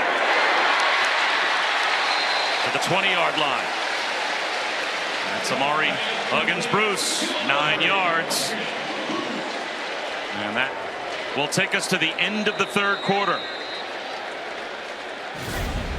So Louisville comes from 2 scores down in the third to get this game tied. You just love the physicality that they have started to play with, leaning on the run game, going to their big playmakers, Ja'Cory Brooks and Isaac Brown. Now we got a tie ball game, 15 minutes left to play. offense find those explosive plays in the third quarter? Well, we just told them at halftime, you need to come out and relax. They were tight. They were tense. You know, you just got to go out there and play. I mean, this is a football game. You work all week, all year long. They just got to cut it loose. So a little bit better this third quarter. Thank you.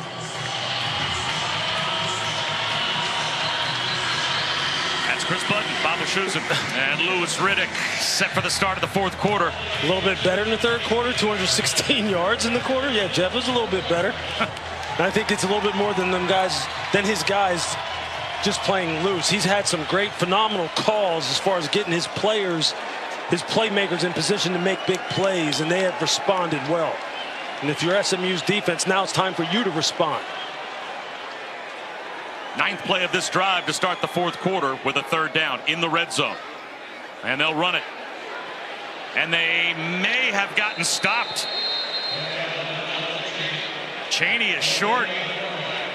So now a fourth down decision for Jeff Brom in a tie game to begin the fourth quarter. All right, Louis, what are you doing? That's a big time play on the part of Jonathan Jefferson. What am I doing right now? But this is an interesting one.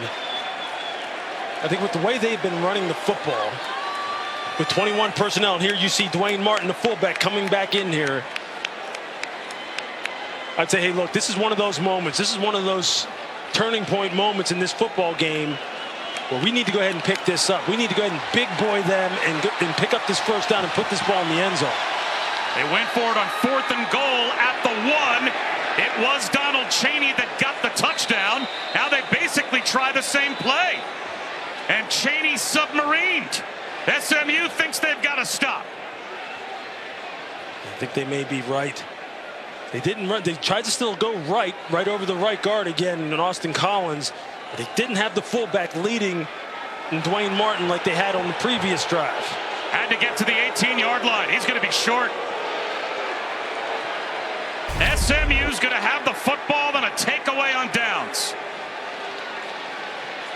You can just see SMU's defensive line steps up. They win the line of scrimmage, get penetration in the backfield, and get them stopped before they can even get started. That's a big-time response for SMU. In 9 in a row and have FBS's longest winning streak.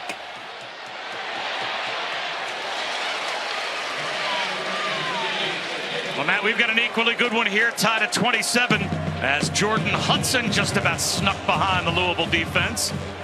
As Kevin Jennings took a shot on first down. You know, Louis, they call SMU's defense club takeaway. They are #1 in America with 14 takeaways this season. They don't have an official takeaway today, but that stop on downs, what a big stop that was to get their offense the ball back. Sure is, and now it's important for them to maybe possess the ball a little bit. The defense has been reeling all outside of that big stop. Blitz, reaching up to make a tough catch, is R.J. Maryland. He's got 9. It'll be third down, now maybe 8. Third down and 2.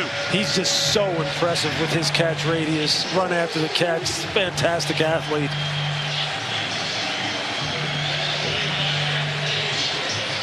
Here now, it's important for this offensive line, if they decide to pass, to make sure that they pass protect and keep Kevin Jennings clean. And if they're going to try and run it, maybe use some kind of zone read. Make sure they hold their blocks at the line of scrimmage. One-on-one. Keyshawn Smith knocked away.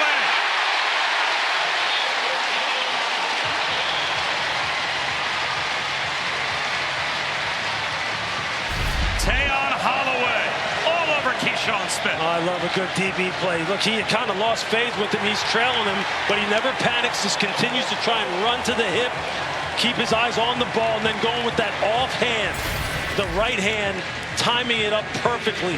That's a perfect example of how not to panic when maybe the receiver is starting to stack you and separate from you. Just keep running to the hip, stay on your horse, locate the football. Beautiful play by Tayon Holloway. Just as big a defensive stop for Louisville. Amari Huggins-Bruce, returnable for the 21. Breaks a tackle. Still on his feet. Pretty good return. Close to the 30-yard line. 2 minutes gone by in the fourth quarter. Deadlocked at BC. And the Vols, not only are they back, Lewis, they are a national championship contender. 4-0 for only the third time in the last 20 years. The Vols are back. Yeah, they have just got explosive playmakers all over the field, and they're playing with a ton of confidence. That performance that they put on down in Norman was something to respect. They're going to be a team to watch as the games get more and more important as we move into late October, November. Back to the attack, Isaac Brown. Tough run. Look at him dragging tacklers, broke a few, and ran through some arm tackles for 12. A first down for Louisville. Again, he's 190 pounds listed in the program. He is put together. You just see the leg drive and the consistency with which he competes. This is just a freshman, but Jeff Brom knows that he's got something special in him, and I think he's emerging right now as one of their go-to playmakers. He started last week against Notre Dame. You see it now. 44 yards receiving, 116 yards rushing. Blitz coming. Delayed. Wide open on the check down is Jamari Johnson, the tight end. He's got 9 yards. Took a long time for the blitz to get home, and Shuck took advantage. And you just see the confidence and the patience and the courage of Tyler Shuck. He's waiting on this route to come open for a while, but it just didn't declare for him. And then he's able to go ahead and find Jamari Johnson late. You see it now. You see the blitz coming from the third level. He's trying to wait for that route to come open at the top of your screen, and he just hangs in there with the kind of toughness he has shown throughout his career, and as he has shown this afternoon. Back to the ground attack. And Brown has enough for a first down. And off for Isaac Brown. Stopped at the SMU 48-yard line.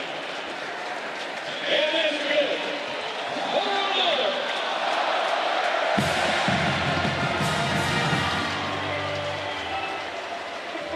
To 117 yards rushing for Isaac Brown. That'll bring Donald Chaney back in.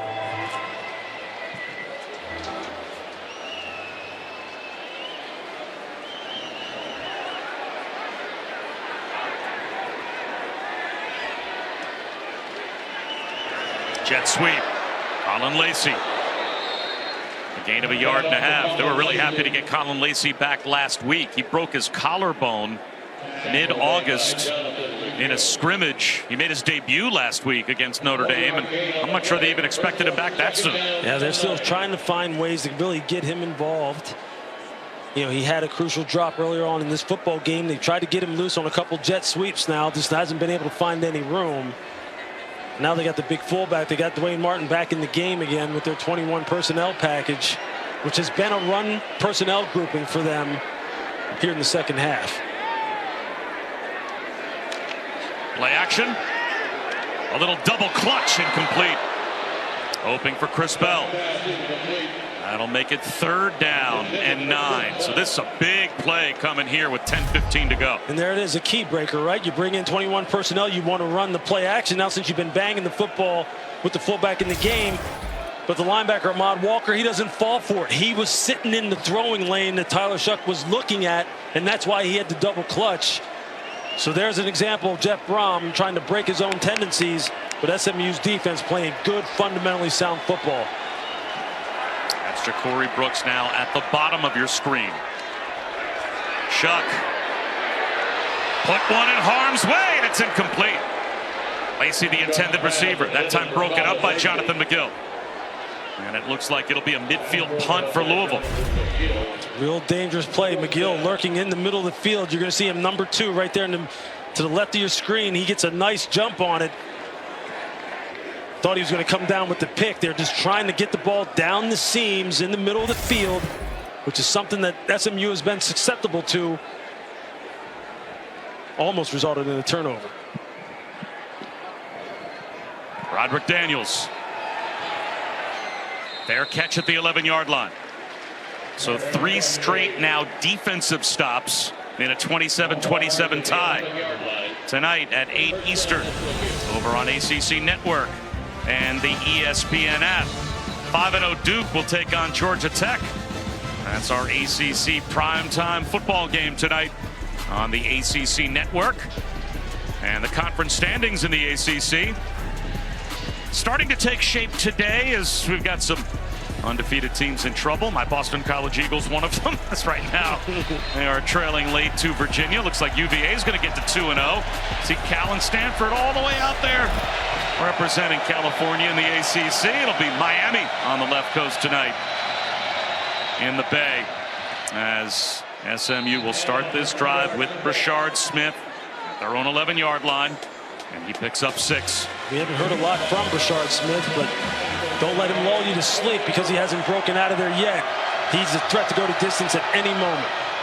Here he is again, backing his way close to the 20-yard line, 1.5 yards shy of a first. Another third down forced here. You got SMU backed up. Can the Louisville defense rise to the occasion again? They have been playing tough run defense. They'll try and run for it, and they will get it. 3 straight runs for Brashard Smith. Again, he was a receiver at Miami, but Brett Lashley said, I saw some Isaac Pacheco in his game, right? Kind of the same body type.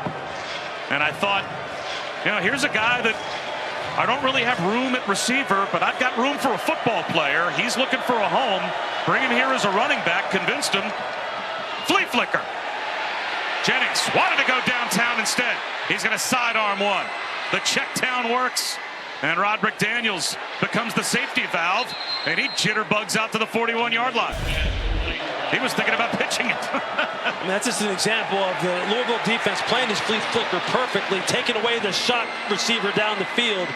But then Kevin Jennings just goes into ad-lib mode.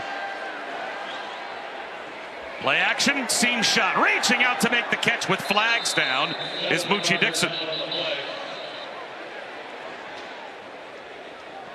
Flags thrown from behind the Louisville defense.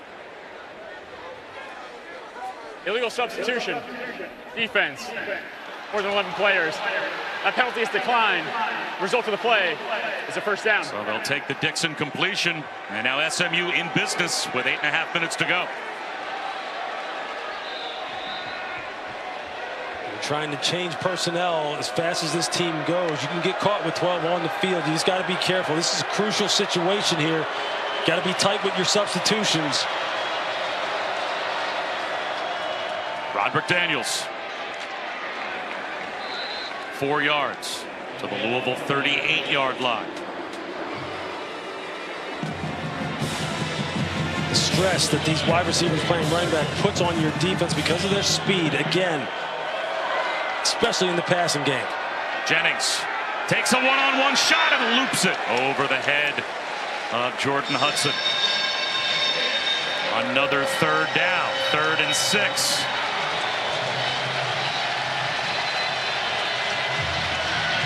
You see, they're trying to test Louisville on the outside again, get after their corners a little bit, to see if they can hold up. Holloway, number 14, Corey Thornton. These guys have tried to answer the bell here today against a swift set of wide receivers on the part of SMU. It's just the ad-lib ability of the quarterback that makes it so difficult. Jennings trying to escape. He's going to try and run for it. Cruises to about the 30-yard line. Where did he step out? Miles Jernigan was in pursuit. Again, the off-schedule ability, bad lib ability, second reaction ability. And there you see, you just pursue and pursue and pursue. And this guy is just so smooth and so aware of what's going on in the pocket. I think Kevin Jennings misjudged where he needed to get out of bounds. He kind of nonchalantly went out. I'm not sure if he was 100% where the marker was. Louisville thinks they forced a 4th down, but now they'll say he did get the first down. It was not an immediate signal. Now they're moving the chains for SMU. Right up the gut goes Brashard Smith. Dragging tacklers. The ball pops out. Was he down? Louisville's got a fumble recovery at the 5-yard line. The officials get together and talk about it. And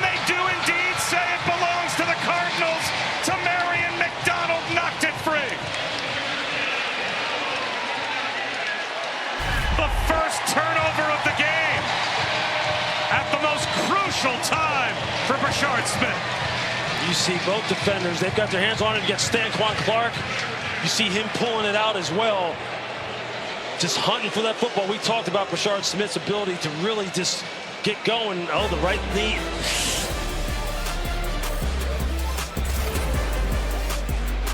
It's great effort on the part of Brashard Smith. Even better effort on the part of Stanquan Clark to go for that ball and give it back to his offense.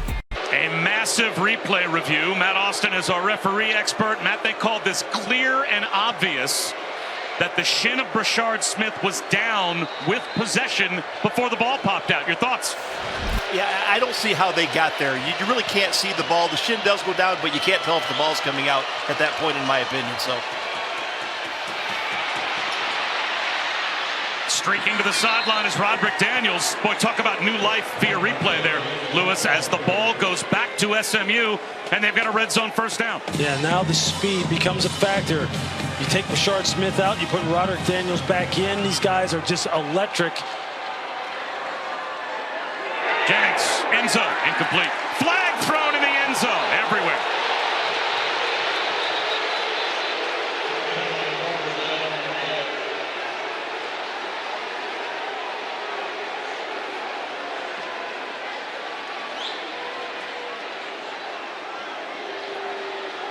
Pass interference, defense, number 14. Foul occurred in the end zone. The ball be placed at the 2-yard line, automatic, first down. So first and goal for the Mustangs with 6:49 to go. Yeah, they got this one right. You see Corey Thornton, he's just sitting on the goal line. He contacts him early, he's on his back. He read the route correctly. It's hard to play that without contacting the receiver, but you got to find a way when you know what's coming and you're sitting there waiting for it. Offside is going to be called here against Louisville as they were substituting. That's a free play for Kevin Jennings. They'll put the ball at the 1-yard line now. Well, Louisville was late running a player on. They had a defensive lineman running on the field at the snap. You're going to see him coming onto your screen right here on the right. That's offside. Offside. Slightly. Defense. Half the distance to the goal. First down. So now it's first and goal at the 1.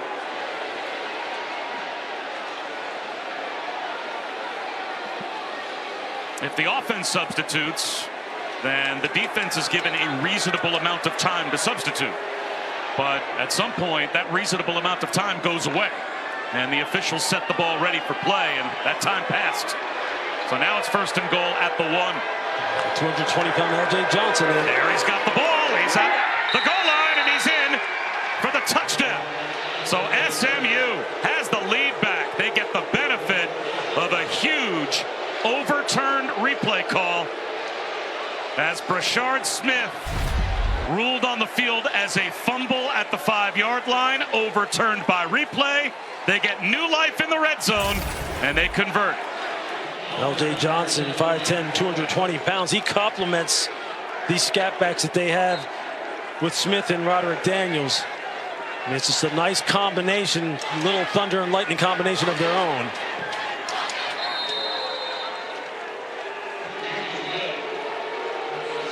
So the crowd with 6:39 to go, still letting the officials, and I guess the replay booth as well, hear their thoughts on this decision. Clear and obvious was the ruling that Brashard Smith was down, shin on the ground with possession. That originally ruled a fumble. The ball given back to SMU. And a few plays later, Lewis, they're in the end zone. If you're SMU, you're saying, look, we're capitalizing on our opportunities. They gave us a second life after we thought maybe we turned the ball over. Then you saw the pass interference penalty on Corey Thornton. They bring in the hammer, L.J. Johnson. And now if you're Louisville and you're Jeff Brom, it's about how do we respond once again. It's 6 minutes, 39 seconds left in this game. Plenty of time. Continue to lean on the run game, the play-action passing game. But as I said at the very beginning of this game, Ja'Cory Brooks, he's the big play guy in the passing game. Scheme him open, get the matchups that you want. Well, with these two offenses and how quick both can strike, tons of time left as we go back to Matt. Yeah, Bob, entertaining noon window coming up at 3:30 Eastern. Another good one. Bounce back week for two teams. Juice Wells, Antoine Wells, Ole Miss on the road at South Carolina. Can they bounce back after the loss against Kentucky? Same story for Dylan Bell in Georgia. They had the comeback against Alabama. They have Auburn today between the hedges. That one kicking off over on ABC.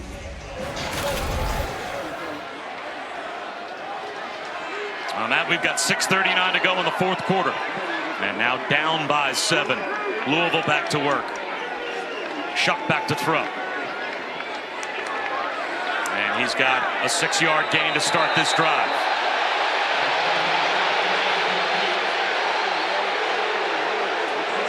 Chris Bell stayed on his feet, paid the price. It was a hard-working 6 yards as Cale Sanders eventually threw him down. There's another one of those wide receivers. They're trying to get Chris Bell going. They need more from him. He's a big body, got good speed on the outside. They can get him going along with Ja'Cory Brooks. This offense can be even more explosive.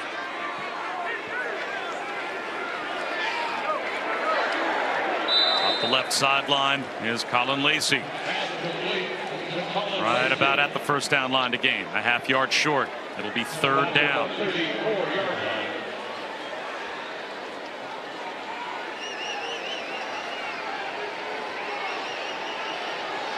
It's a big call here.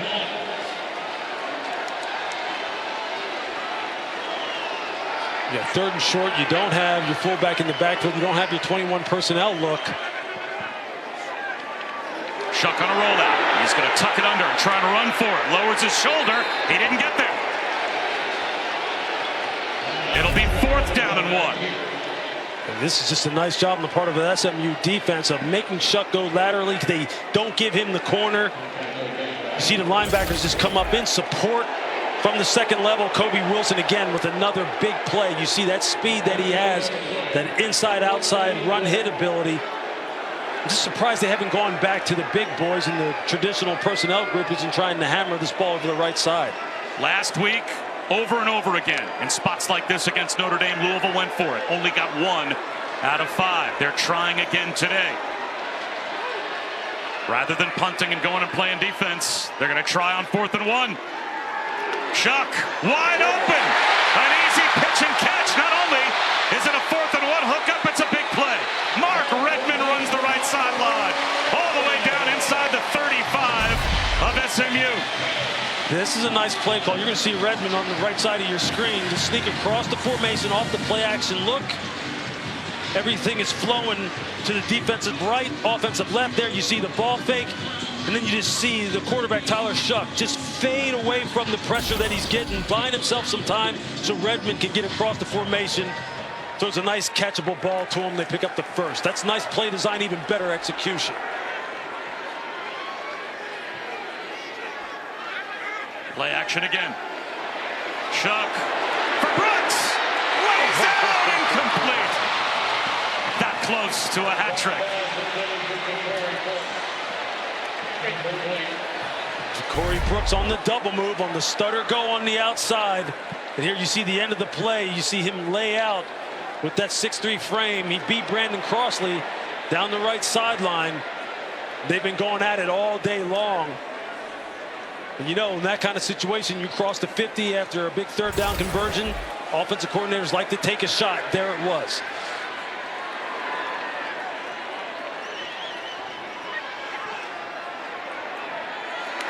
The big tight end, Jamari Johnson. Looks like he's got a 1st down. Flag thrown. And Louisville looks upset. Personal foul. Illegal hands to the face. Defense. Number 15. Penalties half the distance to the goal. Automatic 1st down. Well, Cameron Robertson called for the penalty. The way some of the offensive linemen for Louisville were reacting, I think they thought the penalty was going to be holding on them. Cameron Robinson been rushing the passer with great effectiveness all game long. He got speed, he's got power. He's got to be careful with your hand placement. You can't get your hand up underneath the face mask there. You can see the tackle's neck getting pushed back. Hands get too high on the shoulder pads. He's got to really focus in these kind of crucial situations here where you're trying to hang on to the lead but you're also trying to get a hot quarterback on the ground and make him feel your pressure. These are those moments, man, where big-time players have to step up.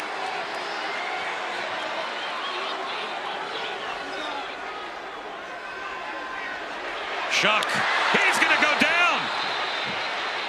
He was hoping for Isaac Brown out of the backfield, and instead Corey Roberson with the sack back outside the 20-yard line. This is what you call a push-pull. Watch Corey Roberson start with the power rush and then just jerk the lineman and pull him, and then hit the rip move, clear his hips, and make the sack. That's textbook. That's what you call a push-pull. Start with power and then jerk the offensive lineman forward.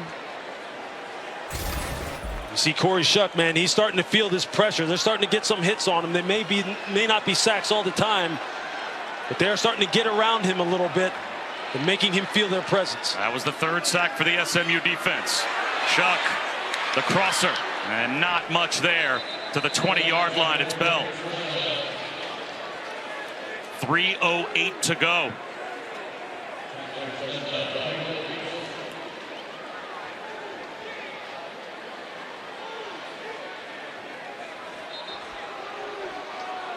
Not sure why the clock stopped. And helmet popped off, apparently, for Jafari Harvey for SMU's defense. They stopped the clock for the moment. That buys a few seconds for Louisville's offense. And now they're back at the line. 3rd down and 18 from the 20. Needing a touchdown. 4-man rush. Shuck out of the pocket. Shuck is going to go down at the 19-yard line. Jared Harrison Hunt brings him down. I'm not sure what a field goal does for you here with 2.5 minutes to go. You could win the game in regulation. They're going to call a timeout here before 4th down. Louisville, they're first. 30 seconds. Please reset the game clock to 2:35. 2:35, please. But this is now going to be 4th down and 17 from the 19-yard line, Lewis. Is there anything strategically to do here but run a 4th down play and try and put the ball in the end zone? No, I mean, I think that's what Jeff Brom will opt to do. Look, I think right now with the passing game has been one where they've been able to scheme some of their best players open, but the pass rush, as you see from SMU, is really starting to have an effect on the passing game of Louisville. And I think, look, if you can protect it up, you've got to get your best playmakers in the space in the one-on-one situations that you need here.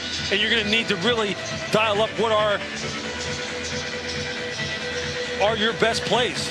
Look, Ja'Cory Brooks has been that guy. He's been the guy that they've been trying to move around the formation and get him in one-on-ones, in particular against safeties. Cardinals can pick up a 1st down inside the 2-yard line, so they don't have to score. If they fail to pick up a 1st down, turn the ball over on downs, they still have 2 timeouts and the 2-minute timeout. So there's certainly enough time to still get the ball back. Let's see what happens on 4th down. Shuck is going to put it up in the end zone, and it is intercepted. So that will come out on the touchback on the Wachovia pick to the 20-yard line, which is basically where they just were. That's almost the same force and effect as an incompletion. Right. So now you put your defense out there, but you have to get a stop now if you're Louisville to have any chance. And you're going to see 23 Wachovia coming to your screen from the right side, just reading the quarterback's eyes. He's trying to get the ball to Ja'Cory Brooks. And there you see him here on the outside. He's just going to run the post. You see they have like almost a double post with number 5 Colin Lacey running the short post. And the offside safety making a good break on the ball. Tyler Shuck just going to his guy, the guy who has made the biggest plays for him in the passing game. And now it's just going to be up to the Louisville defense. Can they come up with a big-time stop? Can they come up with a turnover? They're going to be punching at the ball, stripping at the ball.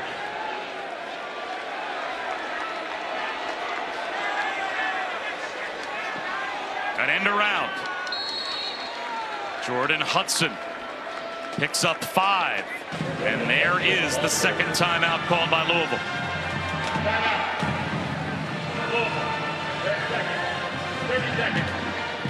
So if Louisville picks up, or rather SMU picks up 1 1st down here, they'll just about be in a spot where they can take a knee. Again, the All-State playoff predictor. You can see how important this game is to both of these teams. The winner, just about a 1/3 chance to represent the ACC in the 12-team playoff. And the loser will be down to the point where they would need to, you'd have to think, Lewis, run the table and need help. Yeah, I mean, this would be a big-time win for SMU, considering that they're, again, trying to build their resume, resurrect this program. A big win on the road, a difficult place to play here in Louisville against a football team that could have made the case for themselves being undefeated had it not been for some uncharacteristic mistakes against Notre Dame on the road.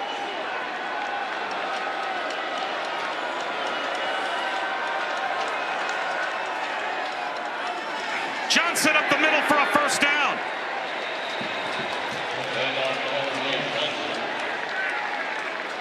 And that should take us down to the 2-minute timeout, unless Louisville spends a timeout here. It looks like they will.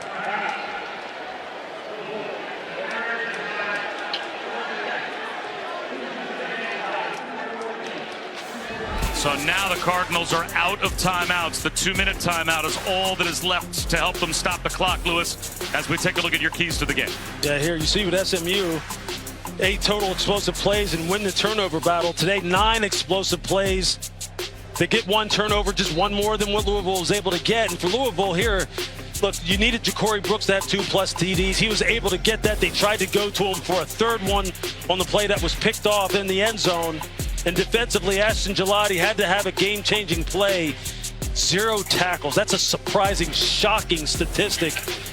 No quarterback sacks, no forced fumbles, no impact that could really affect the game in a material way. And that's how you see a 1-score game on the side of SMU at the current moment. Keyshawn Smith across the 50-yard line picks up a first down. He goes out of bounds at the 46-yard line of Louisville. He picks up 18. That'll take us down to the 2-minute timeout. And now, with no timeouts left for Louisville, SMU can simply take a knee when we come back.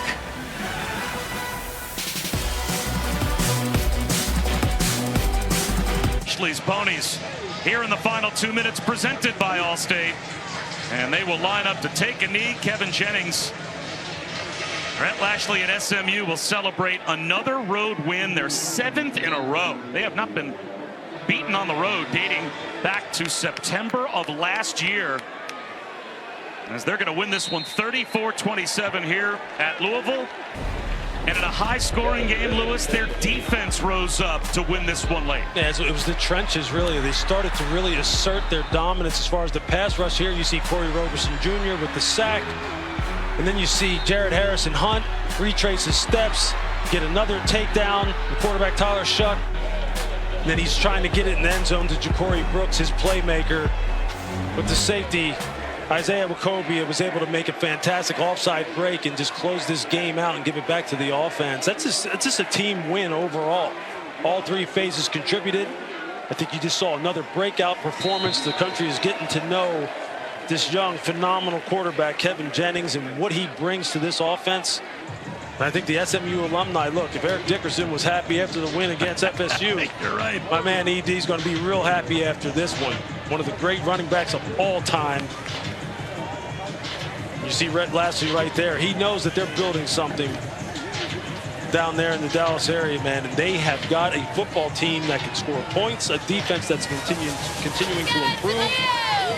But as I said, and as we've said numerous different times, Bob, the young quarterback, Kevin Jennings, he's what stirs it all. They found themselves a good one.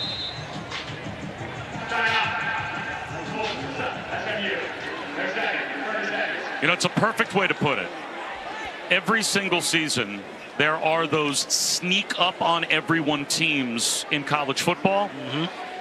This SMU team might qualify as one of those sneaking up on the national picture type teams in college football. Yeah, one of the big differences between the big boys and the teams that are trying to get there is the trenches. And if the trenches of SMU can continue to develop, which the pass rush really looks like it took a step forward today, and they got some good athletes, a lot of transfers that have come in from well-known Power 5 schools. Look, they have just raided Miami.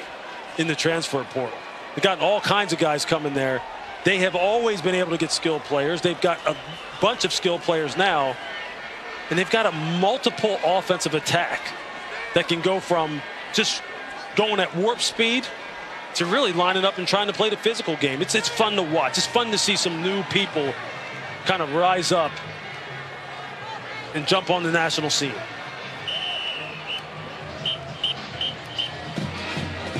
It's a bye week for SMU, and then they will make a West Coast trip out to Stanford and another road game against Duke, but this team's been road warriors, as they haven't lost on the road since last September. 3 straight road games, and they win the first here at Louisville. The final score again, 34-27. SMU takes out number 22, Louisville. For Louis Riddick and Chris Button, I'm Bob Wischusen. Thank you so much for watching. So long.